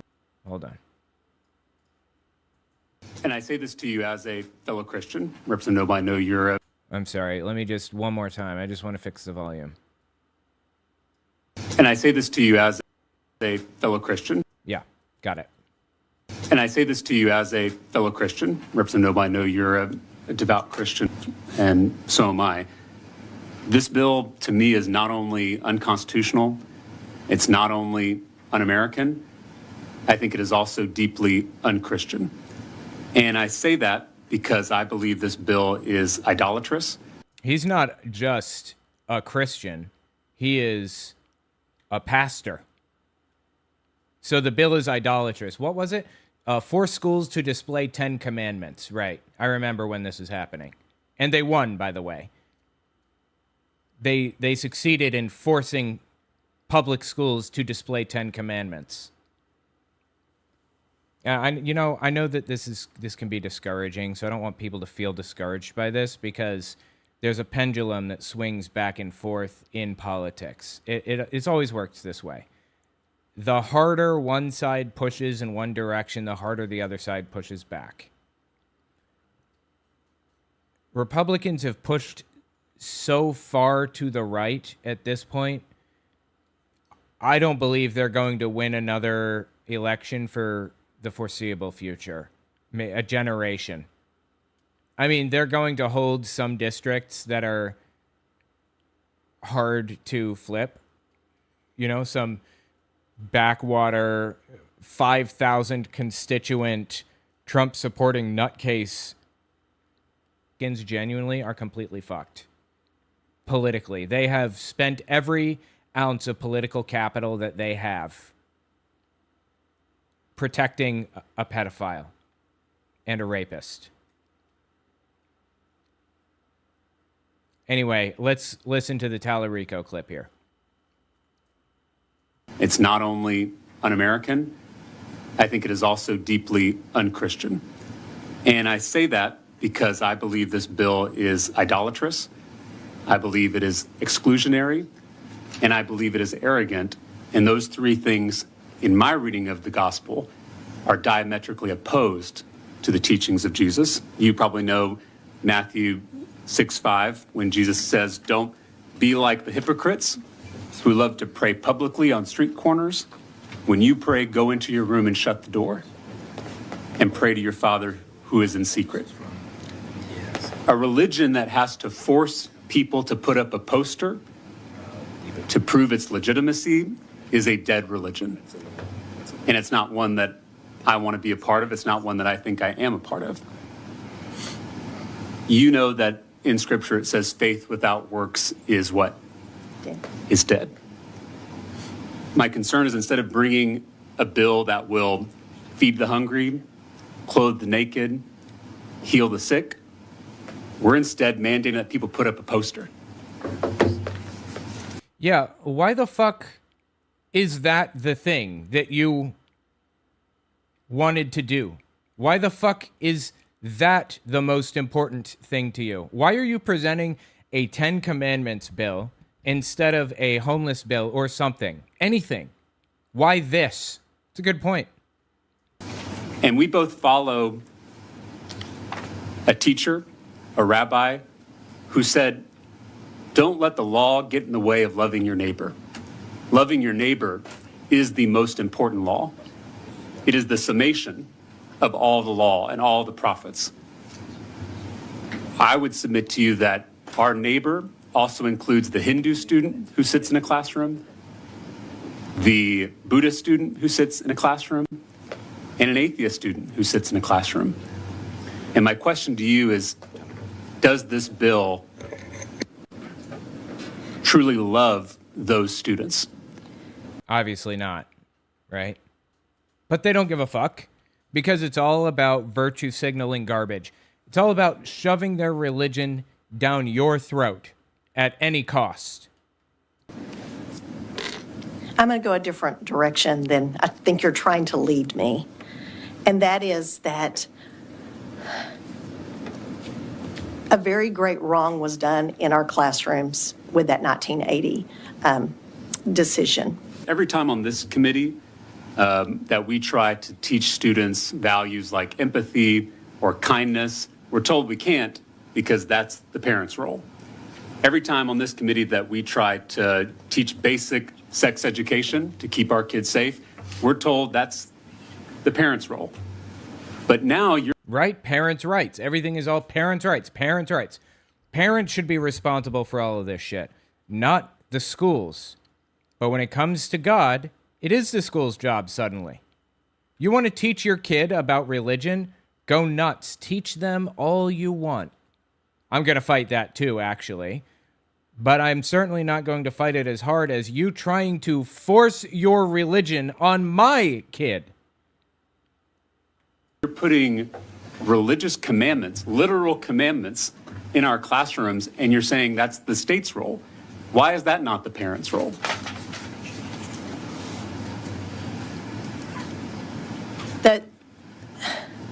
damn. He's got her stumped. No good answer to that one, huh? That's really an interesting rabbit trail that you've gone on with that. Would you be comfortable with adding language to receive parental consent from all the parents of students in the classroom before putting it up? I would not. I am, again, going to keep it clean as it came over. So you don't want parental consent when it comes to students receiving religious commandments? I don't believe that. I think that these are foundational to being a good citizen. Really, being a good citizen includes blasphemy laws? That's in the 10 Commandments, right? Being a good citizen includes keeping the Sabbath? Those are just good citizen rules? The first commandment violates the First Amendment. Why don't you put the Bill of Rights on there instead of the 10 Commandments? The Bill of Rights is a perfectly fine document to put on school walls, right? Why not that one? Because it's not about being a good citizen. It's about being a Christian. It was always about pushing their religious beliefs down people's throats without parental consent. That was a phenomenally good line of questioning by Tallarico. He is fucking on point, dude. I love this guy. That comparison between parents' rights was really top tier. Do you believe schools are for education and not indoctrination? Absolutely. I guess what I'm trying to figure out is why is having a rainbow in a classroom considered indoctrination and not having the 10 Commandments in a classroom? Is that a question? Yes. I am not arguing another poster. I'm arguing that the 10 Commandments are represented in our earliest education system. I just worry this is what gives us religious people a bad name. It absolutely is, first of all. And second, what? What the fuck was she talking about? The 10 Commandments are represented in our earliest education system. What the fuck does that mean? No, they're not. That instead of living out the way of Jesus, we're instead imposing our beliefs on other people. Instead of leading by example, we're leading by mandates. And so I'm very offended by this legislation. I know you and I have worked together, and I'm not casting aspersions on you, and I would love to work with you. But as it is currently written, I find this to be a deeply offensive bill. I love this guy to death, dude. Genuinely. He's just fucking awesome. The point is, there are good pastors out there. There are good Christian leaders out there in positions of leadership. And we need to raise their voices up to the best of our ability because these people are fucking awesome. This is what we need to be doing. Attacking this at the root. And it's exponentially more meaningful and powerful if it's Christian leaders doing the criticism. Coming from me, yeah, obviously I'm going to oppose religious legislation because I'm not religious. But people who are religious coming at this, very religious. He's a pastor. Those are the types of people we need talking about this. Tell me what you think in the comments. That's a lot longer than I intended, but that's okay. 139. Wow, that was like a 20-minute video. By conservatives in government, human rights are for everyone. Fuck fascism. Yes, YouTube made me censor that. Yep, absolutely. I genuinely think they're all fucked. And if you want to feel better about our situation, take a look at this. Wavemap.us. It's my website that I wrote. And it has like standard political prediction modeling on here, and you can kind of tweak the numbers. These numbers are actually out of date. I need to update them. D is actually +6. This is the generic ballot environment. How excited are people to support a Democratic or a Republican cause. It's D+6 right now. Presidential approval is 36 now, I think, not 42. The consumer sentiment is not 56, it's 48. Right direction. Is the country moving in the right direction? This actually determines a lot. If this number changes, depending on who's in power, it changes the way everything goes.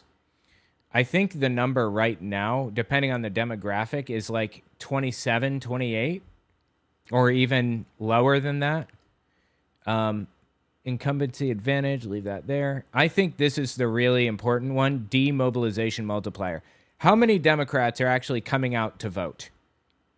Is it 1.5 times as many as voted last election? Is it 2 times as many? In Texas, they got double the number of voters in their primary. In many, many districts, we're seeing twice as many Democratic voters voting in elections. And if that trend held, we would sweep fucking everything. Unfortunately, I don't think that trend is going to hold fully because special elections are really the only ones that we've gone through up to this point. And special elections tend to have different rules than general elections. So if I had to guess conservatively, I would say we can probably expect about 1.5 times as many Democratic voters in the next general election. And if that stands, I think that's very fair. 1.5 times as many. If that stands, we're looking at 55 Senate seats and 252 to 162 House seats. Republicans are going to get fucking destroyed in the next election. Destroyed. The likes of which we have never seen in this country, in my opinion. Anyway, hopefully that makes you feel better about the situation. I'm very confident. I would put money on it. Let's see here. What was the next? So we hit 1, 2, 3, 4 stories. We hit Loran Livingston. Let's hit Patriot Front real fast. Let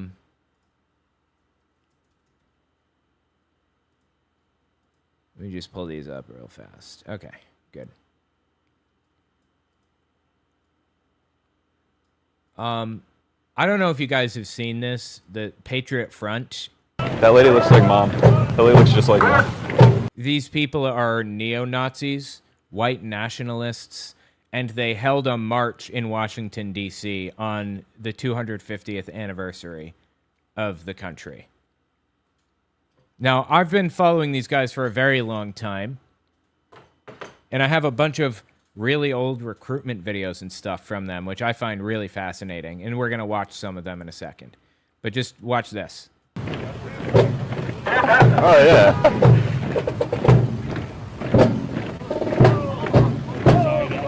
You're doing good, bud. You're doing good. We got plenty of stuff. How many viewers we got? We're up to 460 now. Let's go.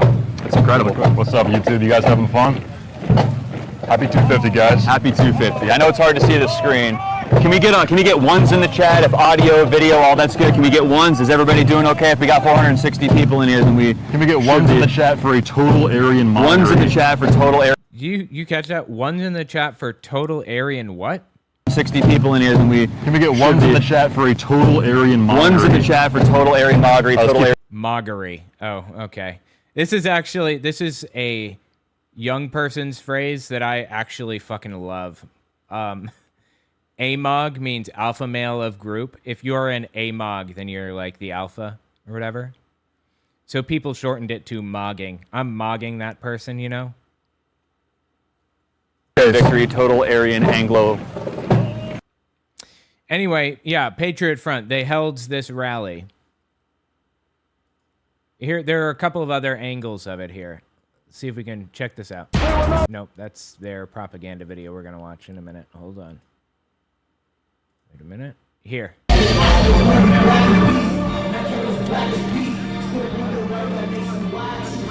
Okay, I may have to cut this music out for copyright reasons in post. Just a reminder.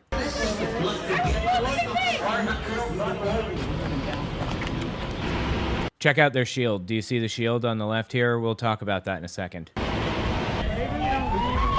single one of you justifies the fucking right to abortion. You stand up fucking taller. You fucking pathetic pieces of fucking shit. Fuck you, scum.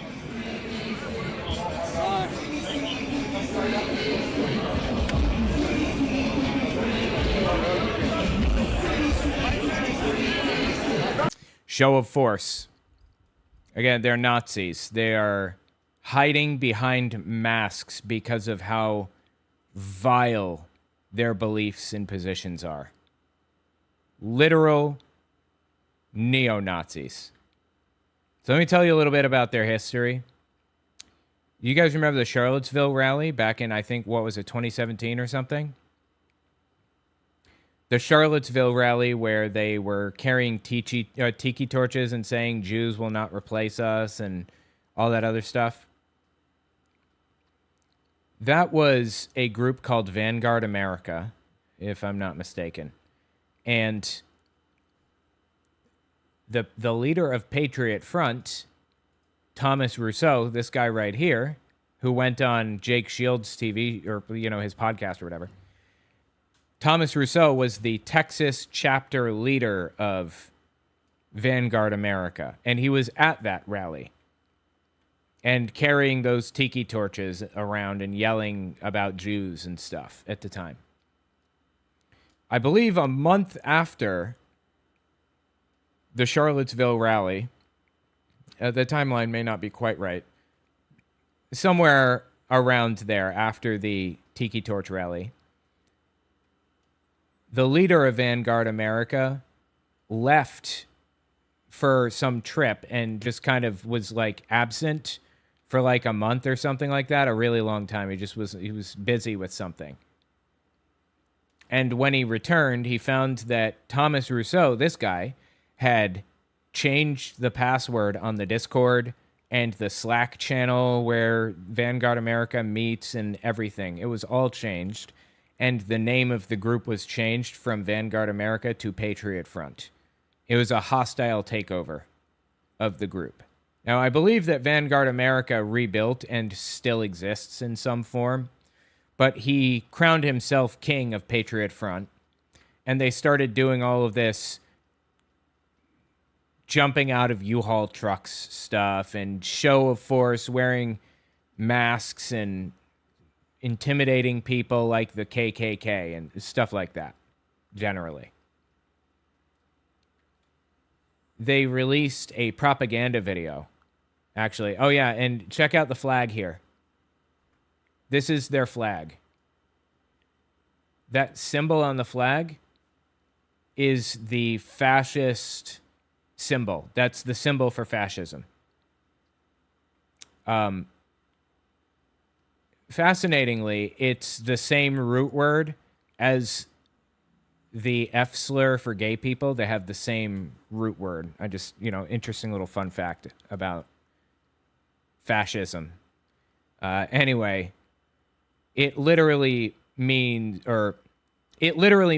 bundle of sticks. Fascism. I mean, that's where the term came from. This was the original fascist symbol. It was created by Mussolini. And this is what it looks like right here, I believe. And basically, it's an axe surrounded by a bundle of sticks. And the symbolism is the axe is the leader, the power, the force that's going to cut through anything or anybody in its way, who's going to protect the sticks from evil, where the sticks are the people, and the axe is the leader. And the sticks bundle around the axe to protect the axe from evil. So the people and the dictator protect each other. That's generally how it works. Anyway, Thomas Rousseau made this flag, I believe, Anyway, it's Patriot Front's flag.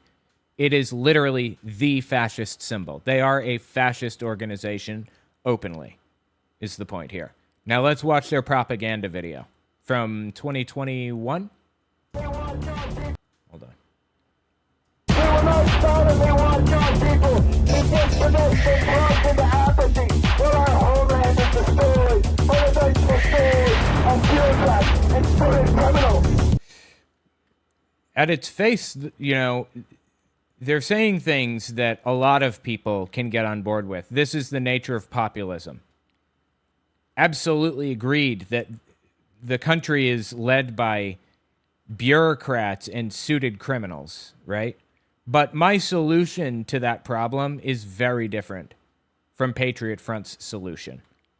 Their solution is to ban immigrants from the United States fully and imprison them in internment camps, if need be, because they think that those suited criminals are Jews trying to destroy the white race. So everything you hear in this video, in this propaganda film from Patriot Front, I would be willing to bet that you could get on board with. I certainly could. But the solutions that they offer when you dig into it are horrifying. And hey, we will guard against such as the government.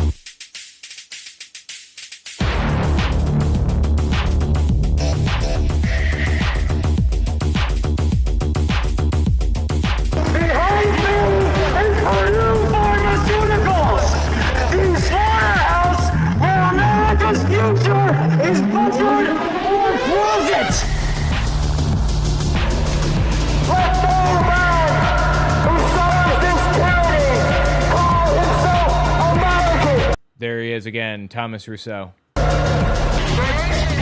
not be a bargaining chip in some plutocratic project to be discarded once the plot is over. We demand justice.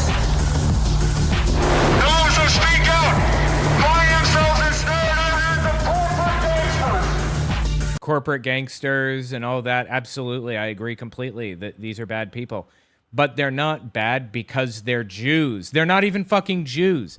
They live in this insane fantasy land where Jews are the enemy of everybody everywhere, and there's some kind of a fucking conspiracy set up by Jews to, like, destroy the white race or some shit. It's insane. There's an anarchist bugbear inside this building. So long as we live, the enemies of our people will not stand unopposed. Now we start to see another quality of fascism, of old fascism, that's been around for a very long time. Since the 1930s, at least. I'm sorry, since the 1920s, at least. Earlier, much earlier. Masculinity, machismo. It's a defining feature of fascism. An obsession with fighting and violence and strength. The time has come, our nation's youth of heart.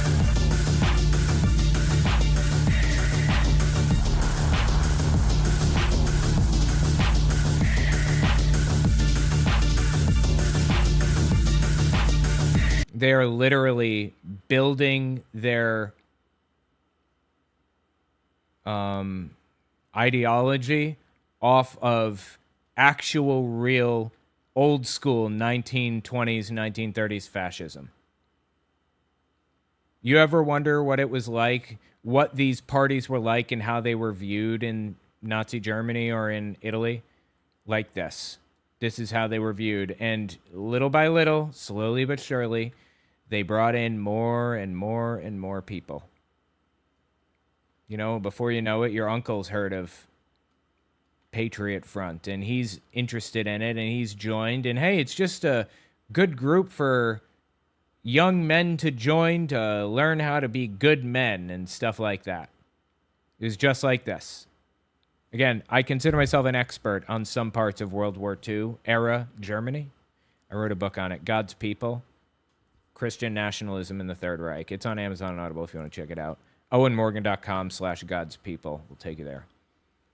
But the point is that this is full-blown, actual, self-described fascism. Self-described fascism in the Republican Party. Who the fuck do you think these people are voting for? All resistance to the destruction of our people will be absolute. So that was Patriot Front propaganda that they released, I think, in 2021, maybe.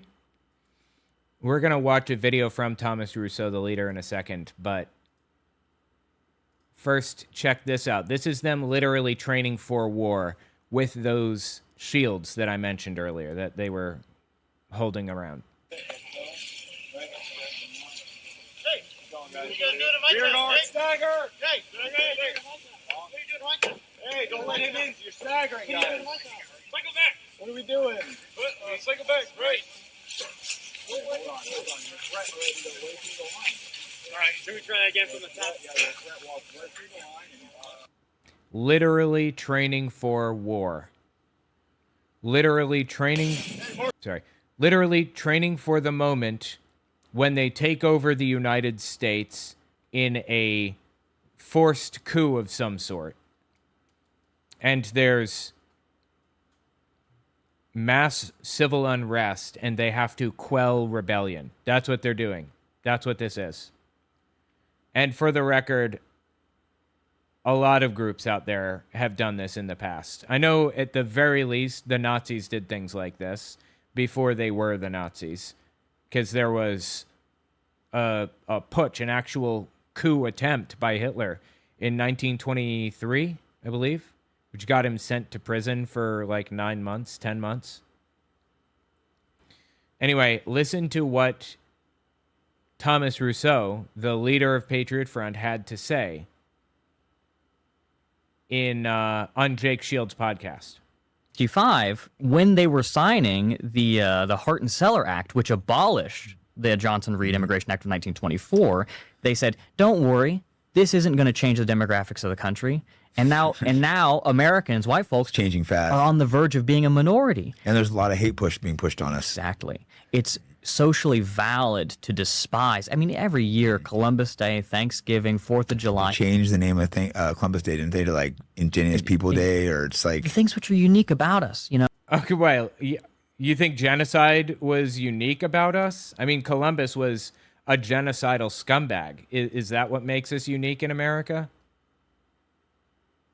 And I don't think the name of Columbus Day was changed to Indigenous Peoples Day. I think that's just what people have been calling it, right? It wasn't actually changed. Anyway, like, that's how culture works. First time, people are allowed to call it whatever the fuck they want. It's called freedom. And just being a white person is seen, just being of and who we are, it's seen as being something which is despicable. No, I don't feel despicable for being white, and I don't know a single other human being who feels that way. This dude is weaponizing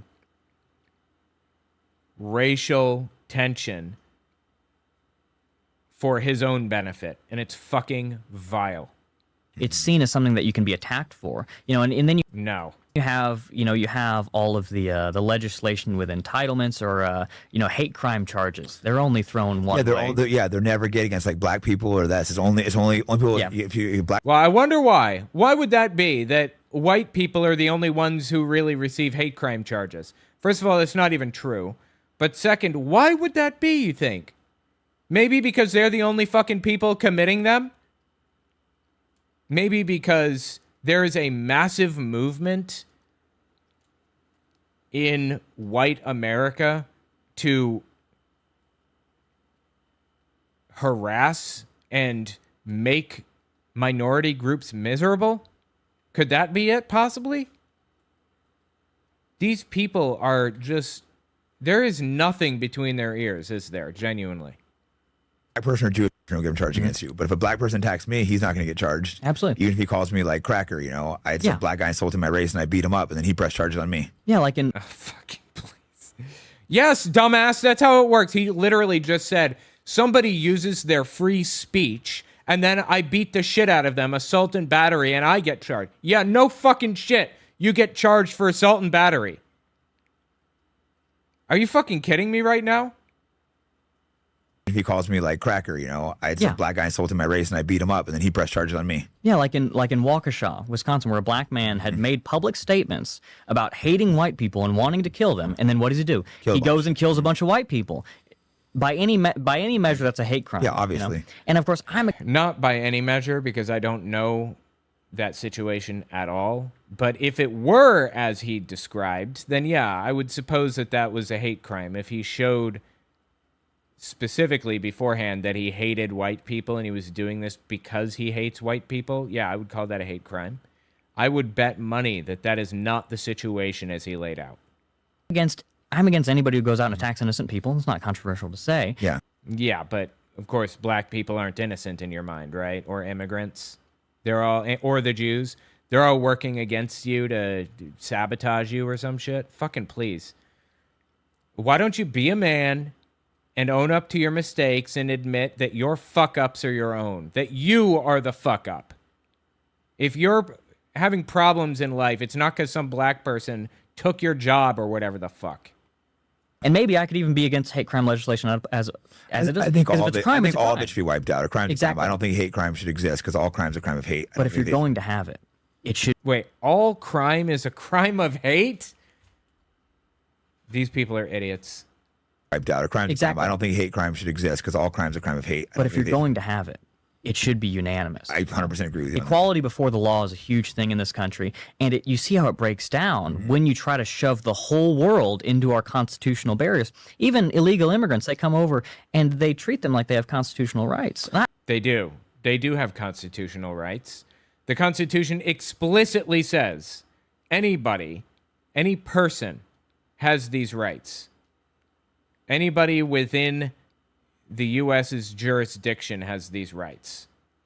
And this is even litigated in the 2000s during the whole Abu Ghraib thing where George Bush was having innocent people tortured literally to death. That was litigated later. He said because it was outside of the United States, the law did not apply to those people. The Constitution did not extend to them. They didn't have protections from the Constitution. And this was litigated by the Supreme Court and determined it absolutely does apply to those people. You can't just like throw away the Geneva Conventions or whatever because you're in a different location. Either it's respected or it's not. Anyway, these people, these Patriot Front scumbags, truly evil people, genuinely. Neo-Nazis. Literal neo-Nazis. And it's disturbing as shit to see this action, to live in a society where they feel safe enough to go out there and wear their stupid fucking masks. They don't feel safe enough to show us who they are, obviously. That's something. But they feel safe enough to act as a show of force. These people should be shamed out of fucking existence. Tell me what you think in the comments. And Jake Shields is a piece of shit, too.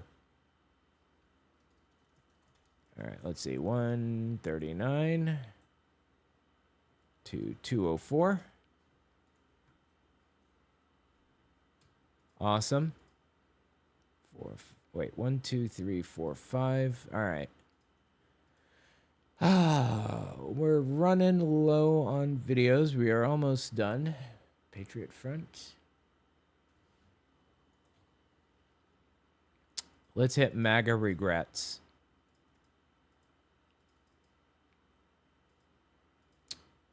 Hold on, let's see. No, not that one. This one, yes. Grab that, grab that, grab that. Nope. Here we are. Yes, good. Okay. And let me just resize this. Make it. There, that'll work. Okay. There's this video of MAGA voters expressing their regret Check this out. We used to say we're not. In fact, I may actually just jump right into the video when this starts. Just an editing note, if it fits. We used to say we're not. Hold on, let me turn it up more. I'm sorry. In the cult, we used to say we're not in the cult. The outside world is the cult, and we're not the crazies. The outside world are the crazies. And they made me watch a documentary on January 6th, and I didn't even know what happened on January 6th prior to the PBS documentary. And I looked at him and I said, Scott, did that really happen? And he was like, where have you been? It's so hard for people because I said it's not that you're dumb, you were fooled. That's incredibly hard to admit. We are in the United States of algorithms right now, and MAGA media is very efficacious, it's very effective. Don't those two words mean the exact same thing, first of all? Second, yeah, they're absolutely correct. I don't believe these people are idiots generally. I think some of them are real dummies, but I think a lot of these people were just sucked into this pipeline, you know, and have no way of getting out. I think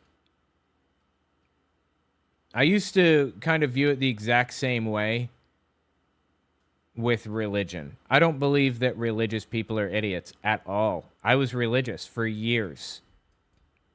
And I'm not an idiot. I don't consider myself an idiot. You're not an idiot simply for being religious. You're not an idiot simply because you're in MAGA. You were definitely fooled. And there's this whole pipeline designed to brainwash people. This pipeline exists for that sole purpose.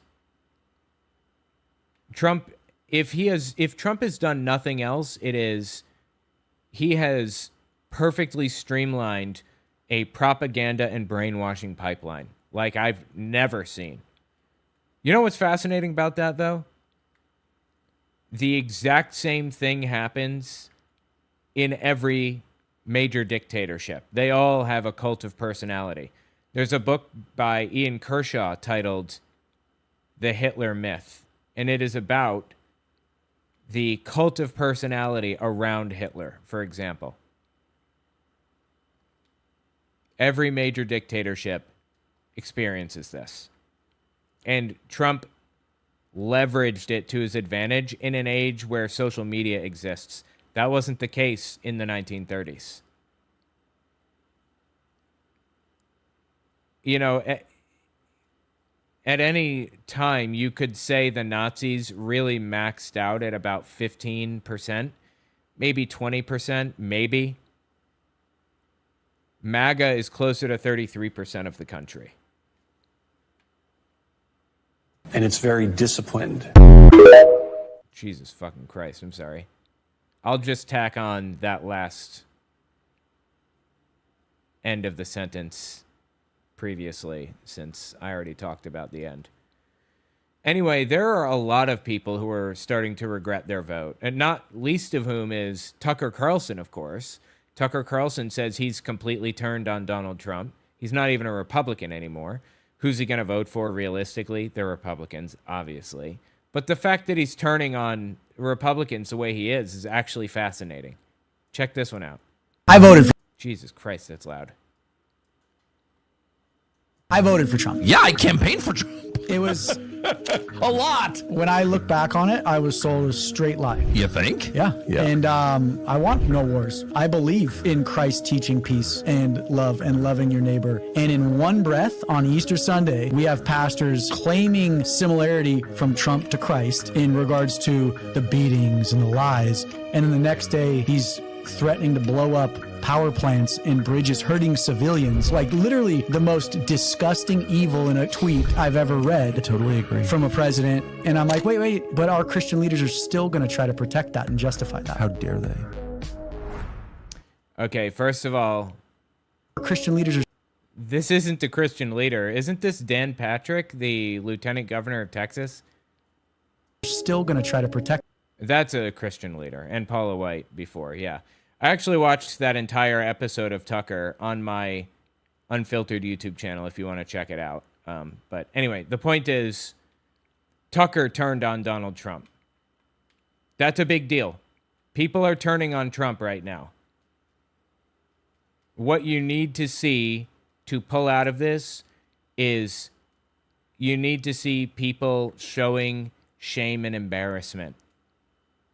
You need to model shame and embarrassment for those who are still in the group.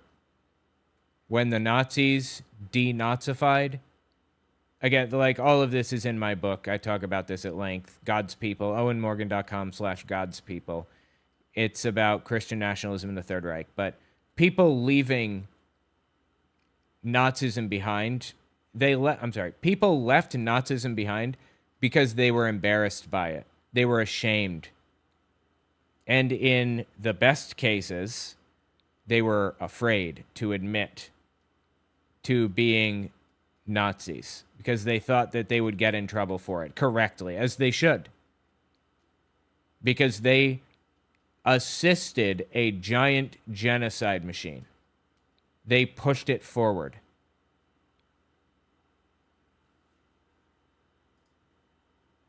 And we're starting to see the shame emerge. Check this one out. You know, I never thought that I would have to do this. I never thought that I would have to admit that I was lied to. I never thought that it was time for this to fuck all the way off. Fuck you, Donald Trump, you lying sack of shit. But let me make this clear to anybody who sees this on the left. This doesn't mean that I'm gonna just go blue. No, I fucking hate you too. Okay, fine. I don't care. Hate me all you want. I don't give a fuck. As long as you don't support fascism, I'm good. As much as I hate the fucking right now. Like, Jesus Christ. No, absolutely not. So don't come into my comment section being like, oh, are you going to vote for Democrat? No, absolutely not. I'm not fucking voting. Great. I don't care. Vote Mitt Romney if that's what you want to do.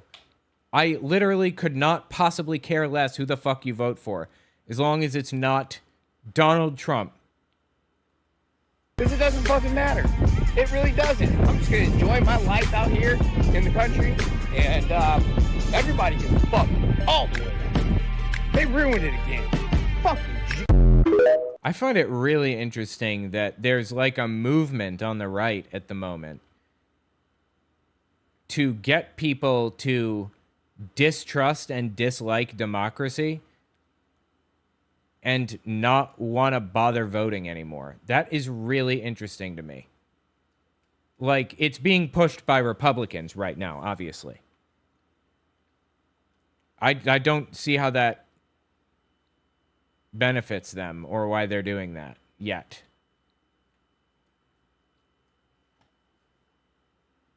Sadly, gas prices are one of the major things that flip people from fascism, from voting for a fascist like Donald Trump to not voting at all at best. Gas prices, of all things. If you're just listening, dude is peeling the Trump sticker off of his car.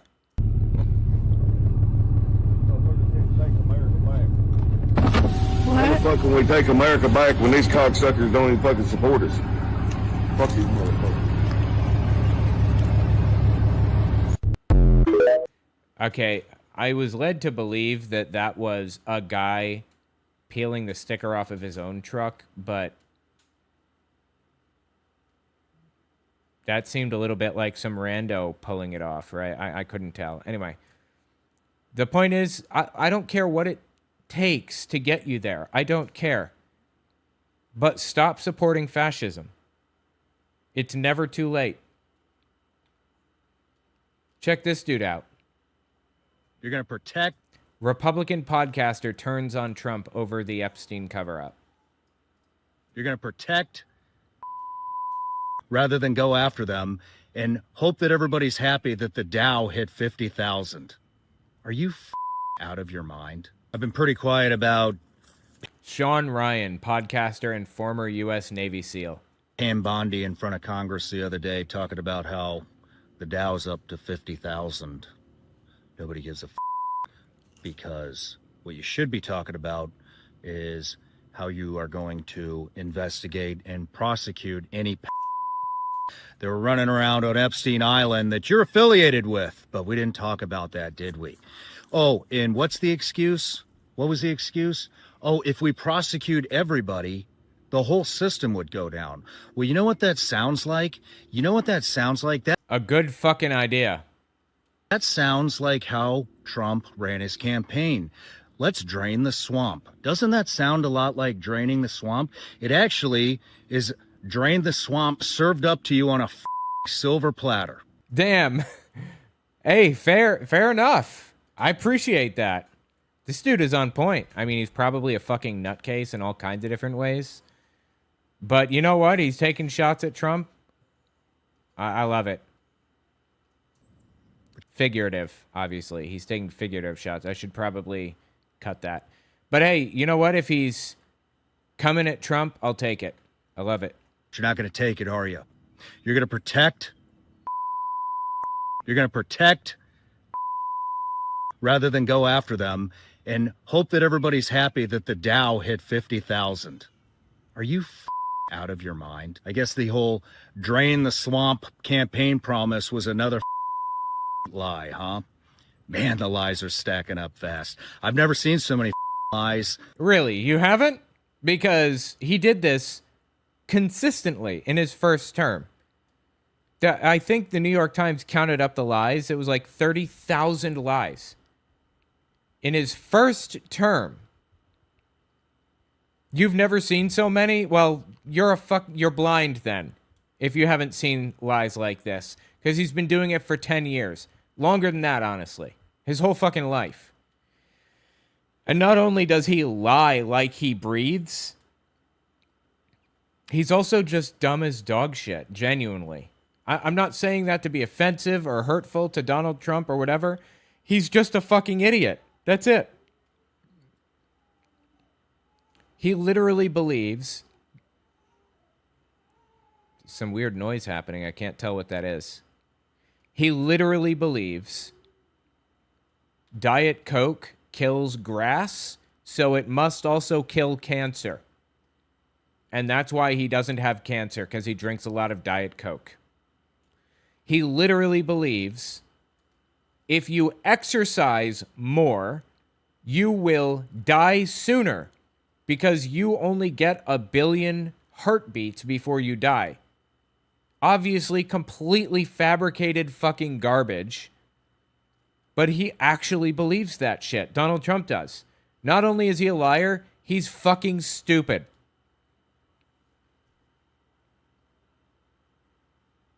Appear in what, a year? Sorry, hang on. Backing up fast. It was another lie, huh? Man, the lies are stacking up fast. I've never seen so many lies appear in what, a year? It's only been a year. Look at all the lies. Anyway, point is, this is painfully... You know what? Here's the point. I'm glad these people are coming to recognize that what they did was a mistake. I'll take it. I'm not even going to make fun of you. I will take the W and tell you I appreciate it and move on. We need these people, I mean Trump supporters, to feel shame about what they are doing and what they did.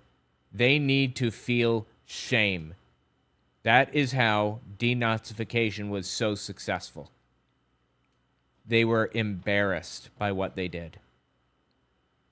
They may even still believe it. The Nazis, a lot of ex-Nazis, quote unquote, continued to believe, but just did it in private, silently. That's fine.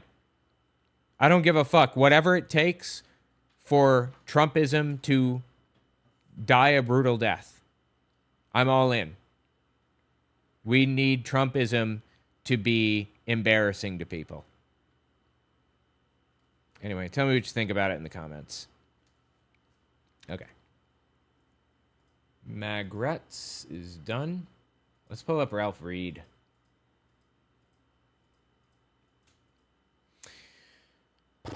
Let's see here. Yeah. Is it this? These are two different events. Yeah. This is Ralph Reed. He's a religious leader in the U.S., very famous pastor, and also a Trump supporter. And he's come to some interesting realizations recently. You don't often get somebody who's third in line to the presidency. Oh no, I'm sorry. This is the wrong video. Let me play this one instead. They are coming.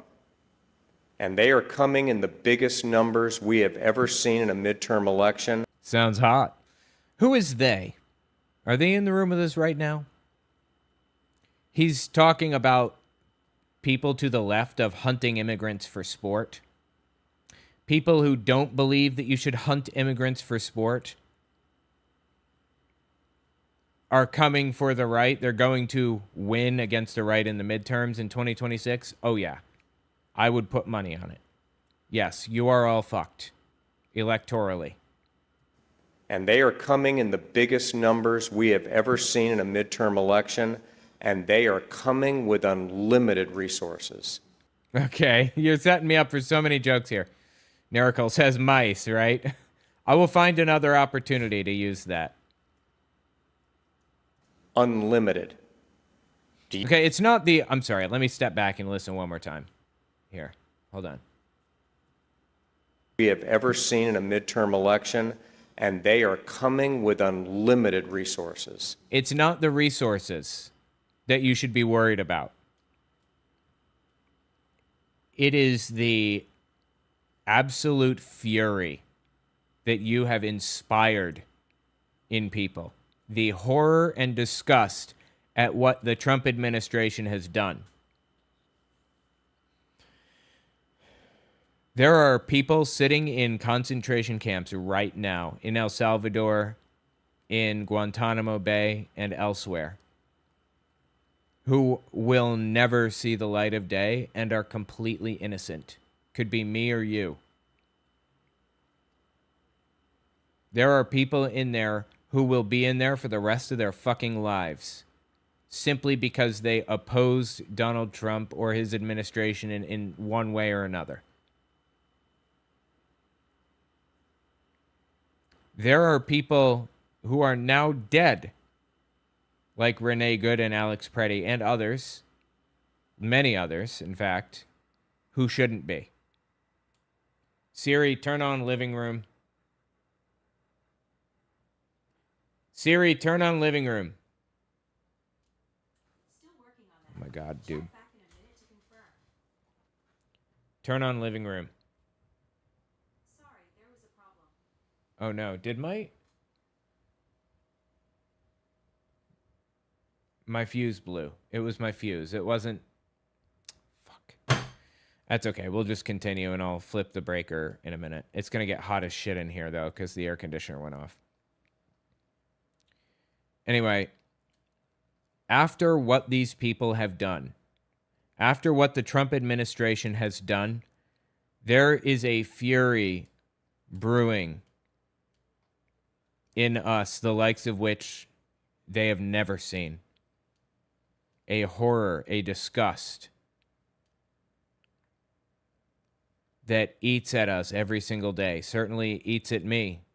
I can't stand the fact that there's a gay hairdresser in El Salvador right now who is being assaulted on a daily basis, who is forced to stay in a single position all day, every day, with lights on 24/7, never dark, never sees the sunlight, and forced to kneel in a position in perpetuity for the rest of his life. And he did nothing. He did nothing. He was a refugee in America, and he was grabbed by the Trump administration and sent to El Salvador to send a message.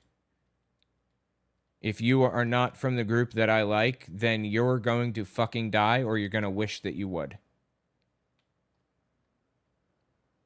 That fury that exists within us after watching that unfold will not be quelled at the ballot box or anywhere else. You are goddamn fucking right. Republicans are completely fucked in the midterm elections. I would bet money that they are going to lose across the board. And let me tell you why. Do you remember the first protest that happened after Trump won? It was the hands-off protest. It was about Doge, I believe. How big was that? I believe that was the largest protest in American history, or maybe not quite yet. Hang on.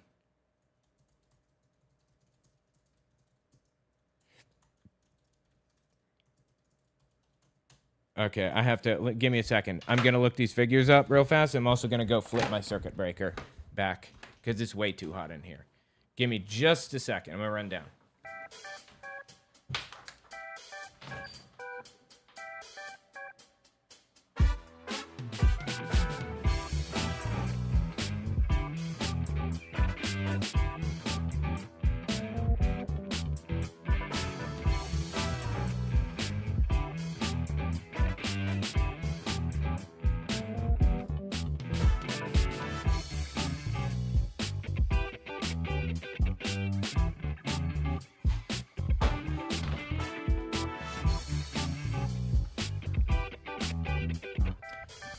One more time, just going to turn my air conditioner back on. Hang on.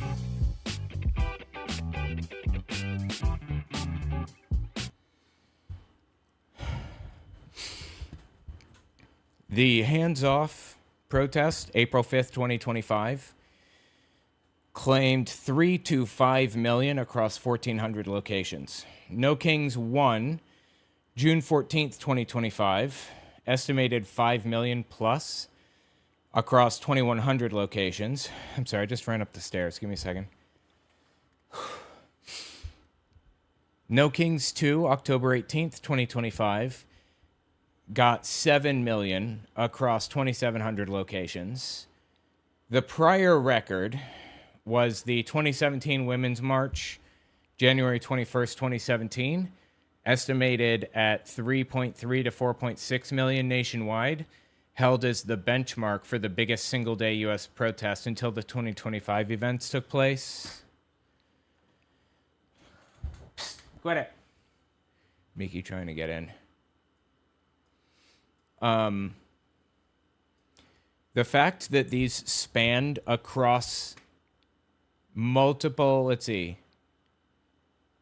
the fact that those got those kinds of numbers and sustained that over multiple months, almost a year, is a sign that it's not just about political awareness now. People are actually activated. They are politically aware and politically activated. Sustained political attention like that and actually growing a protest months later is unheard of. The largest protests in American history have happened in the past 12 months. Basically, or 16 months or something, ever since Trump got elected. That kind of sustained political awareness is why these people feel that they are completely fucked. And they're correct. Unlimited. Do you know, as we gather here tonight, that 4 million more Democrats have voted in primaries than Republicans? Yeah, this is what I was saying before. I have this web app that I wrote. It's wavemap.us. We're looking at twice as many Democrats voting in elections as voted last election. Twice as many are voting Democrat. If that trend actually holds, it probably won't be that high, but if it held, this is what... No. Hang on, let me reset all. Yeah. I had the House selected. This is what the House would look like. This is what the Senate would look like. Completely blue across the board, fucking everything. If that trend held, we would have 60 senators. That is a super majority. That's enough to pass legislation on our own without Republicans getting involved at all. That is how much power the left has at the moment. The right spent every bit of their political capital and have left themselves in a bad situation. Trump spent all Republican political capital. It's burned up. And they know that now, obviously. 12.6 million Democrats, 8.6 million Republicans. In my home state of Georgia, more Democrats than Republicans voted in a gubernatorial primary for the first time in 24 years. And they didn't even have a contest. They didn't really even have a competitive primary. That's an indication of what's coming. So we need to leave here and rededicate ourselves. Good luck. You're going to need it. That we will work even harder than we did in 2024. Because if... Siri, turn on living room. That time it was just scheduled to turn off at 10:30. There we go. That was not the circuit breaker. We're good. Hang on. Yeah, we're good. Harder than we did in 2024. Because if we don't, they will win the House, they will win the Senate, and the Trump presidency will be over. Yep. You need 66 to impeach a president. So for impeachment, we'd still have to pull over 6 Republicans. But that's, fewer than we would need otherwise. So I'm not sure if Trump is going to be impeached. I'm not sure that's even the right move at the moment. I honestly, as long as he's not causing massive, terrible damage, it may be more beneficial to keep him in and let him finish his term so they don't have an opportunity to rehabilitate their image. If they manage to get him impeached, I'm all in. But I'm not sure that that's going to happen. Probably not. And I'm not sure it would be the best choice if it did happen politically. Because who gets in then? J.D. Vance. And he's going to be able to say, that guy was terrible. Let's move forward, united, and blah, blah, blah, blah. All the stupid garbage that Republicans like to virtue signal about, but don't actually believe.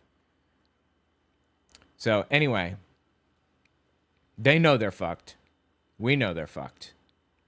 And we can appreciate that. Just sit in that for a moment. After 2 years, they will investigate him. They will impeach him.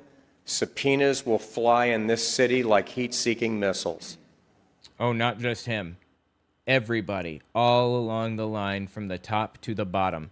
Donald Trump is probably safe from prosecution for the rest of his life. He's fucking like 103 now anyway. I don't expect to get him, but every single person all along the way is fucked. Every last one of them. Every person who contributed to this. The guy who picked up the boxes of documents and carried them to a storage facility for Donald Trump illegally is fucked. They are all fucked, in my opinion. And that's going to be the real justice. In denazification, there's another term for it. It's called transitional justice. And in a transitional justice system, when you're denazifying, this happened a lot in the 1990s after dictatorships rose and fell after the Soviet Union collapsed. In those systems, in denazification or transitional justice, people were categorized into three groups. There were the arch criminals. In Germany, this would have been, Hitler's inner circle, or Martin Bormann, the secretary to Hitler or whoever else. Albert Speer was tried as an arch criminal, even though he was eventually sentenced to 20 years instead of death. But it would be arch criminals, and then it would be bureaucrats who contributed to everything working the way that it did. The guy who flies Air Force One, the guy who,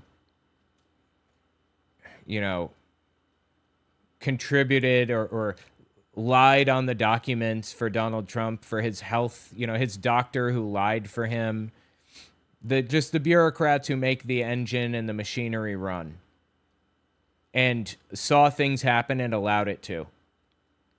That's the second group. And the third group is the informants, the average voters, the people who supported him through atrocities and informed on their friends and neighbors and cut ties with them and destroyed their lives and meaningfully contributed in some tangible way to the fascism in the country. For the arch criminals in Germany, they were put to death. And in other transitional systems, those people are put to death. I don't know if that's what's going to happen here. Probably not. Should it even happen here? I'm not sure. But that's what happens historically. And then the middle tier, the bureaucrats, are subjected to what's called lustration. They're vetted, and their degree of culpability is determined. And they're put in jail for anywhere from just probation up to 20 years, depending on how involved they were, how much they knew, how much they contributed to the extremism and the violence and the evil. And finally, the informants are subjected to truth commissions, which digs up every bit of information on what these people did. And they put their faces and their names on posters, and their crimes or their evil deeds otherwise, they put them on posters around the town in Germany. So everybody knew which neighbor did what. That's how real denazification works today. And it's a tried and true method, a tested method to get people to pay for their crimes. Now, what degree of that are we going to do? Are we going to see lustration? We better. I'm not going to rest until we see some lustration, some vetting of the bureaucrats. Are we going to see informants subjected to truth commissions? Probably not. But the arch criminals and the bureaucrats better fucking pay. So that's what's going to happen when Democrats take over. And I'm going to lobby for it until I'm blue in the fucking face. And everybody that I know is going to lobby for it until we're blue in the face. Everybody. We're going to call our representatives. We're going to talk about it on YouTube. We're going to go to town halls and file bills and get sponsors and whatever the fuck it takes to get these people to pay the price for what they've done. Just the bureaucrats all the way up and down the line. I don't even care about Donald Trump. I care about Walt Nauta, his handyman, his dude that does all the fixing for him and carries heavy boxes and shit. That's who I want. That is not the only thing Ralph Reed has had to say on the subject, by the way. I covered this in another video recently, so we're just going to skim through it real fast. But if you didn't see it otherwise, he's been going on a circuit talking about this, about how absolutely fucked Republicans are.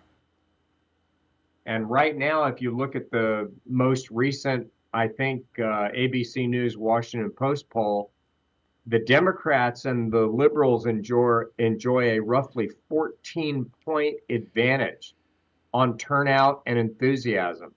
So we've got a very short period of time to turn that around. I mean, here's the good news. The election isn't tomorrow. It's in 134 days.